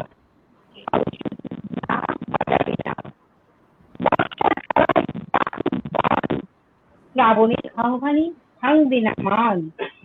চিরনিদ্রায় নিদ্রিত মান, অতল তুষারে লুকাচ্ছে প্রাণ। মমি হয়ে থাকবে সাহিত্য, আর কোনোদিন হবে না জীবিত। অসাধারণ, চমৎকার। তো ধন্যবাদ আরতি। আমরা এখন 1-1.5 মিনিট আমাদের কথা বলবেন আমাদের কবি শ্যামল সরকার। শ্যামলদা। ঠিক আছে, অনেক ধন্যবাদ। আমি নওশাদ ভাইয়ের অনেকগুলি প্রশ্ন ছিল আর কি, তারপরে কিন্তু জেবুন্নেসা হেলেনও কথা বলবেন তারপরে আপনারা, এবং আমি কিছুটা অ্যাড করতে চেয়েছিলাম আর কি নওশাদ ভাইয়ের সাথে আর কি। যে উনি বললেন যে ইসলামী গান, আমরা এটাকে গজল বলি আর কি। হ্যাঁ, অনেক বছর যাবত কিন্তু মানে আমি নিজেকেই প্রশ্ন করি যে আমাদের দেশের বাইরে পশ্চিমবঙ্গে বা ওপারে অনেক বাঙালি কবি আছে, মুসলিম কবি আছে, ঠিক আছে। সেই যে ছোটবেলা থেকে গানটা শুনে আসছি রমজানের পরে, হ্যাঁ, রমজানের এই পরে এলো খুশির দিন, হ্যাঁ, আর কোনো কবি এই পর্যন্ত এটা জন্ম নেয় নাই এটাকে রোধ করার জন্য, খণ্ডন করার জন্য। এবং বাংলাদেশ টেলিভিশন সহ অন্যান্য যে চ্যানেল আছে তাদের কাছে কিন্তু আর কোনো গান নাই, কবিতা নাই। নওশাদ ভাই, আপনি লক্ষ্য করছেন এটাকে তো শুধু কালজয়ী বলা যাবে না, কালজয়ীর উপরে যদি কিছু থাকে, হ্যাঁ অবশ্যই এটা কিন্তু তাই, মানে হ্যাঁ। শ্যামলদা, একটা প্রশ্ন আছে শ্যামলদা এবং আমার আকন্দদার কাছে একটা প্রশ্ন আছে, যে আমরা এখানে নজরুল গীতি বলি পশ্চিমবঙ্গে, কিন্তু বাংলাদেশে নজরুল সঙ্গীত বলা হয় কেন? আচ্ছা, আমরা এখানে নজরুল গীতি বলি পশ্চিমবঙ্গে বলা হয়, সবাই বলে, বাংলাদেশে বলা হয় নজরুল সঙ্গীত কেন? কেন? তাহলে কি এই প্রশ্নটাতে আগে যাব? যেমন আপনার পশ্চিমবঙ্গে বাংলা নিয়ে যারা গবেষণা করে বা বাংলার যে মুরব্বী তাদের সংস্থার নাম হচ্ছে বাংলা একাডেমি। হুম, বাংলা একাডেমি। আর বাংলাদেশে যারা এই বাংলা নিয়ে গবেষণা করে, চর্চা করে, যারা এটার অভিভাবক, তার নাম কিন্তু বাংলা একাডেমি। হুম। পার্থক্য একটা আছে না? আপনারা কি বলছেন? বাংলা একাডেমি, একাডেমি, আর আমরা বলছি বাংলা একাডেমি। ঠিক আছে? পৌরসভা। হ্যাঁ, যেমন আমরা বলি 300 = 100, মানে দন্তেশ্ব, তালিবস্য, মূর্ধন্যস্ব। কতিপয় ক্ষেত্রে ব্যতিক্রম ছাড়া আমরা একই উচ্চারণ করি এবং আমাদের ফর্মুলাটা এমন 300 = 100। কিন্তু আপনার তালিবস্যটাকে তালিবস্যর মতোই উচ্চারণ করেন, দন্তেশ্বর মতো করেন না। আশ্রম, আশ্রম, কিন্তু আমরা বলি আশ্রম। ঠিক আছে? আসলে যেহেতু একটা গণ্ডির বাইরে, হ্যাঁ, এখানে অনেক বিষয় আছে, তাহলে এতগুলি ডিকশনারি হবে কেন? আপনার পশ্চিমবঙ্গে হ্যাঁ, তা ঠিক শ্যামলদা, ধন্যবাদ। সংসদ, তাই না? এটা হবে কেন? আপনাদের দেশেও তো বাংলা ডিকশনারি একাধিক এবং একটা একটা থিমে চলে। ঠিক আছে? তো এই কারণে আমাদেরও কিন্তু আগে নজরুল গীতিই ছিল এবং বলা হইতো রবীন্দ্রসঙ্গীত। এটার সাথে সাযুজ্যতা করার জন্যই নজরুল সঙ্গীতে চলে আসছে। হয়তো বা রাইট। হ্যাঁ, রাইট। শ্যামলদা, আসলে এই যে জিনিসগুলি তারা কেন এটা করে, আমরা কেন এটা করি, এইগুলিতে আসলে আমাদের যাওয়াই ঠিক না। আপনারা, হ্যাঁ, তো এখন জিনিসটা হলো এক এক অঞ্চলের। সে আমি নেত্রকোনায় আছি, নেত্রকোনার থেকে শ্যামলদা ময়মনসিং এর বাসিন্দা, তো ময়মনসিং এ কিন্তু অন্যরকম। হ্যাঁ, আবার শ্যামলদা যদি ঢাকা থাকেন, ঢাকায় অন্যরকম। হ্যাঁ, একই মানে আসলে খুবই বৈচিত্র্য। জি, আমি এখানে একটি কথা বলতে চাই শ্যামলদাকেও, যে গীত আর সঙ্গীত, হ্যাঁ, গীত বলতে আপনারা যে লোক সংগ্রহ করছেন, সাম্মি, কবি সাম্মি আর কি, বা যারা ফোক কালচার নিয়ে কাজ করছেন, গীত কথাটা আলাদা বা গীতি কথাটা আলাদা। আর সঙ্গীত, আমার মনে হয় কোথাও একটা পার্থক্য আছে। না, সঙ্গীতের আপনি আমি সঙ্গীতের মানুষ নই, না, তবুও বলছি, জানতে চাইছি। শুনেন, এবং আমার মনে হয় Bangladesh is in the right track. সঙ্গীতের সন্ধি বিচ্ছেদটা কি? সম যোগ গীত, এই হলো সঙ্গীত। ঠিক আছে? Bangladesh is in the right track. গীতি বলতে ধরেন, এটা সাহিত্যের ভাষায় বলা হয় জেনরা। এই জেনরার কিন্তু একজাক্টলি কোনো বাংলা নাই, জেনরা। হ্যাঁ, যখন আমি গীতি বলছি, কাব্য বলছি, এগুলি কিন্তু এক একটা জেনরা। আর যখন আমি সঙ্গীত বলছি, the whole thing is covering, whole thing. ঠিক আছে? আজকে কিন্তু বাংলাদেশ কিন্তু রাইট পজিশনে আছে। বরঞ্চ আপনারা মেবি ধন্যবাদ শ্যামলদা। আমরা জিনিসটা আসলে এইগুলি হলো ভীষণ পাণ্ডিত্যের ব্যাপার। আমরা কেউই পণ্ডিত না, আমরা সাধারণত কবি বা একটু গল্প লিখি, একটু ছড়া লিখি, এই জায়গাটার মধ্যে আমরা থাকি। তো শ্যামলদা, এই আপনি এই যা আপনার যে ধারণা, আপনার যে জ্ঞান, আর নওশেদেরও যে জ্ঞান, সেই জ্ঞান নিয়ে আলোচনাটা আমরা আরেকদিন হয়তো করব, যে কোনটা সঙ্গীত, কোনটা গীত। হ্যাঁ, হিন্দিতে কি বলে, বাংলাদেশে পানি বলে কেন, হিন্দুরা জল বলে কেন, এইগুলি কথার কোনো শেষ নাই। এইগুলিতে আমাদের না যাওয়াই উচিত। তো ঠিক আছে, আমরা হিজল জলের মানুষ। আমরা যখন হিজল নিয়ে কবিতা লেখে, তখন হিজল পানি বলে না, বলে হিজল জলের মানুষ। হ্যাঁ, হ্যাঁ, না, নওশাদ ভাইকে একটু সুযোগ দেন। আচ্ছা, এটা তো আড্ডা তো মানে। আচ্ছা, নওশাদ ভাই প্লিজ, নওশাদ ভাই, হ্যাঁ, বলেন কি যেন বলতে চাচ্ছেন। আমাকে তো কিন্তু বেশিক্ষণ না, কিন্তু এই যে কবি জেবুন্নেসা হেলেন কিন্তু খুব উৎসুক করছেন এবং ওনাকে কথা বলতে দিতেই হবে, আর নাহলে খবর আছে কিন্তু না বলুক, আমি শুনছি, আমি শিক্ষানবিশ, আমি শুনি সবার কাছে। কবি শোনাও একটা জিনিস পরে বলবো, আমার 1.5 মিনিটও লাগবে না, 1 মিনিটে কিছু বলবো, হালকা কথা। আচ্ছা, ঠিক আছে। হ্যাঁ, আচ্ছা, আমি তাহলে শেষ করব জেবুন্নেসা হেলেনকে দিয়ে। উনি যা দিয়ে শুরু করছেন, আমি শেষ করব তা দিয়ে। তাহলে আমি একটা কবিতা পড়ে নিই। হ্যাঁ, নওশাদ ভাই কবিতা পড়েন। আমি গল্পের মধ্যে যাচ্ছি না, আমি একটা কবিতা পড়ছি, আলোচনায় যাচ্ছি। নিশ্চয়ই। সময় আছে কি আকাশ ভাই? হ্যাঁ, সময় মানে খুব বাবার বেশিক্ষণ নাই, কারণ আমরা অনেকক্ষণ বলতেছি তো, মোবাইলগুলির ব্যাটারি প্রায় শেষের দিকে। আপনাদের হ্যাঁ, কি অবস্থা হবে, মাঝখান থেকে ছুটে যেতে হবে প্লিজ। হ্যাঁ, আচ্ছা, নওশাদ ভাই কবিতাটি বাবা প্লিজ। বাবা মাকে নিয়ে অনেকেই কবিতা লিখেছেন আর কি, অনেক কবি। তো আমি বাবাকে নিয়ে যে কবিতাটি লিখেছি সেটা শোনাচ্ছি।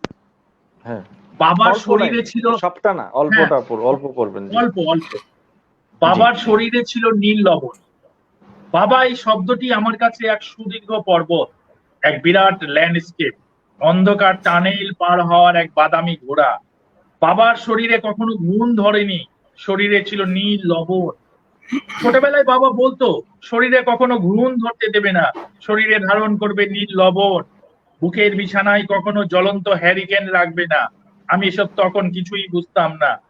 একদিন বাবা বলল, শোনো খোকা, কখনো দিনের আলো দেখে উচ্ছ্বসিত হবে না, আলোয় উচ্ছ্বসিত হওয়ার আগে অন্ধকারকে চিনতে শিখবে। আমি আজও অন্ধকারকে চিনতে শিখলাম না, হোঁচট খাচ্ছি প্রতি পদে পদে, তবে রুখে দাঁড়াতে শিখেছি বাবার কাছে।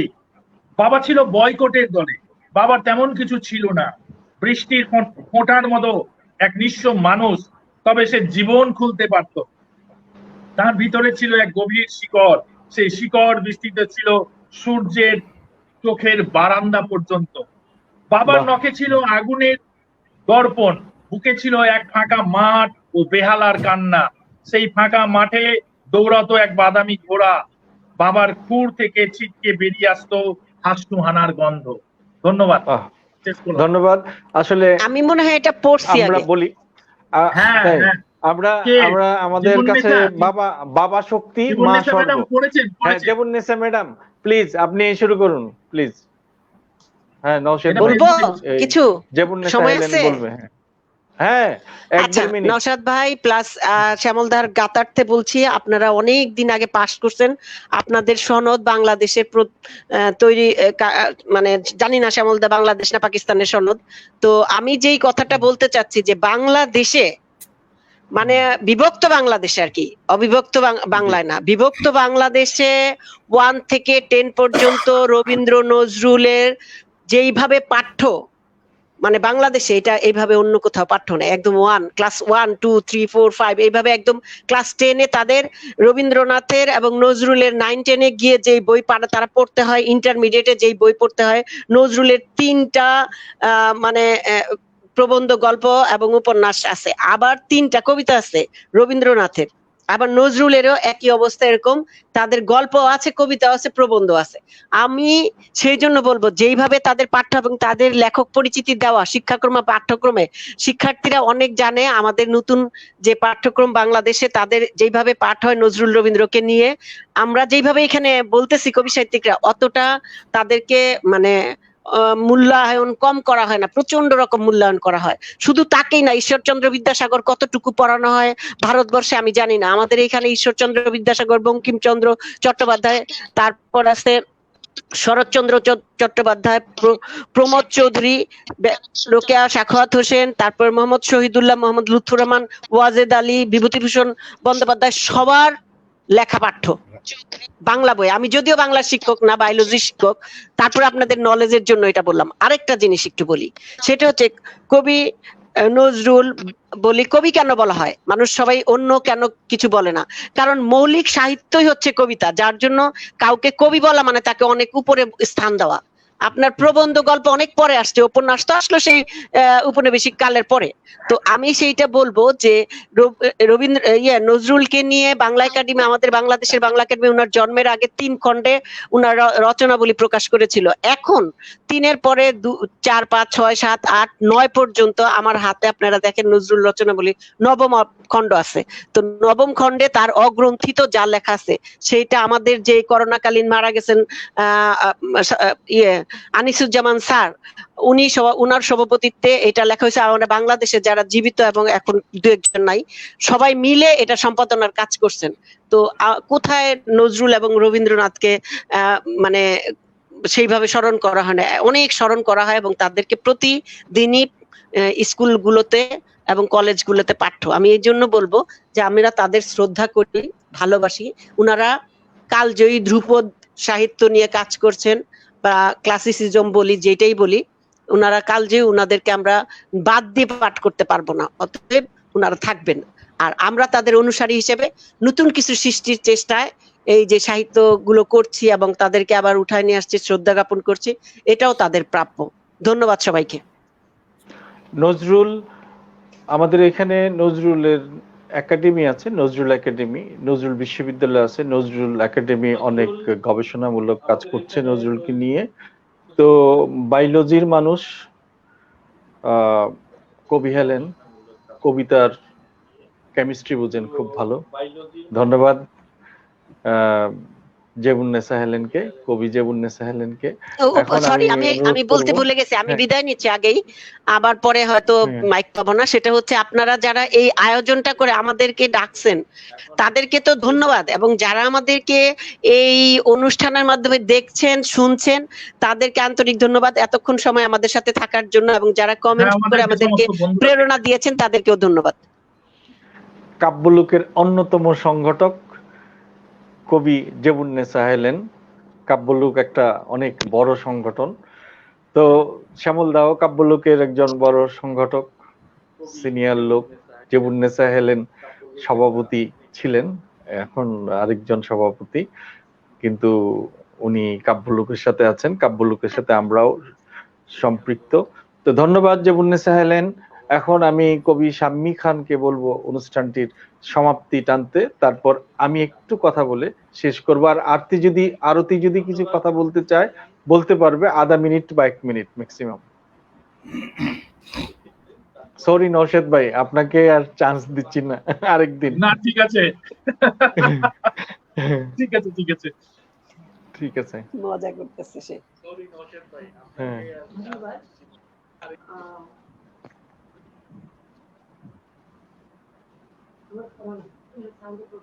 শুনতে পাচ্ছেন আমাকে? হ্যালো হ্যালো,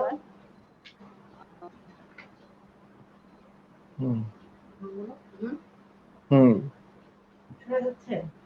পাচ্ছেন আমাকে? হ্যালো, ঠিক আছে। আমি সবাইকে অনেক অনেক ধন্যবাদ জানাই যারা আমার আহ্বানে সাড়া দিচ্ছেন। আমার পরম শ্রদ্ধেয় আপু জেবুন্নেসা হেলেন আপু, মালদার প্রিয় কবি বন্ধু জনাব সৈয়দ নওশাদ আলী, কলকাতার আরতি ভট্টাচার্যকে, দাদা শ্যামল সরকার, সবাইকে আমার পক্ষ থেকে অনেক অনেক ধন্যবাদ এবং শুভেচ্ছা যে আমি আপনাদেরকে আমন্ত্রণ করেছি এবং সেই আমন্ত্রণে আপনারা সাড়া দিচ্ছেন, এবং আমার এই ছড়া সংসদ নেত্রকোনার এই সাহিত্য আড্ডার 2য় পর্বে আপনারা অংশগ্রহণ করছেন।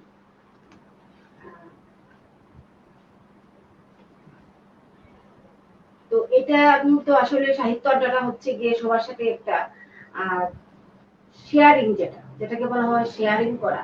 আমরা একে অপরের লেখা নিয়ে, কবিতা এবং গল্প নিয়ে শেয়ার করলাম, আলোচনা করলাম, বিভিন্ন বিষয় নিয়ে আমরা একটু আলোচনা করলাম। সেটা এই করোনাকালীন আমাদের বন্দি জীবনে, বন্দি দশায় যেটাকে বলা, সেই অবস্থায় আমরা একটু এন্টারটেনমেন্ট দিলাম। তো সবাইকে আবারও ধন্যবাদ জানাচ্ছি। আমি আহ্বান করছি আমার প্রিয় সঞ্চালক জনাব সোহরাবুদ্দিন আকন্দরকে উনি অনুষ্ঠানটি সমাপ্তি ঘোষণা করার জন্য, এবং সেই সাথে আমি আপনাদের কাছ থেকে বিদায় নিচ্ছি। আমি শাম্মী খান, সবাই ভালো থাকবেন, আমার জন্য দোয়া করবেন। সবাইকে আমার অনেক অনেক ধন্যবাদ। তুমি কিছু বলবা? সাউন্ড দাও। হ্যাঁ, সবাইকে ধন্যবাদ। আপনারা কি আমার কথা শুনতে পাচ্ছেন? হ্যাঁ, পাচ্ছি, বলুন। আচ্ছা, আপনাদের সবাইকে ধন্যবাদ। আজকে অনেক সময় দিয়েছেন আমাদের ছড়া সংসদের আহ্বানে।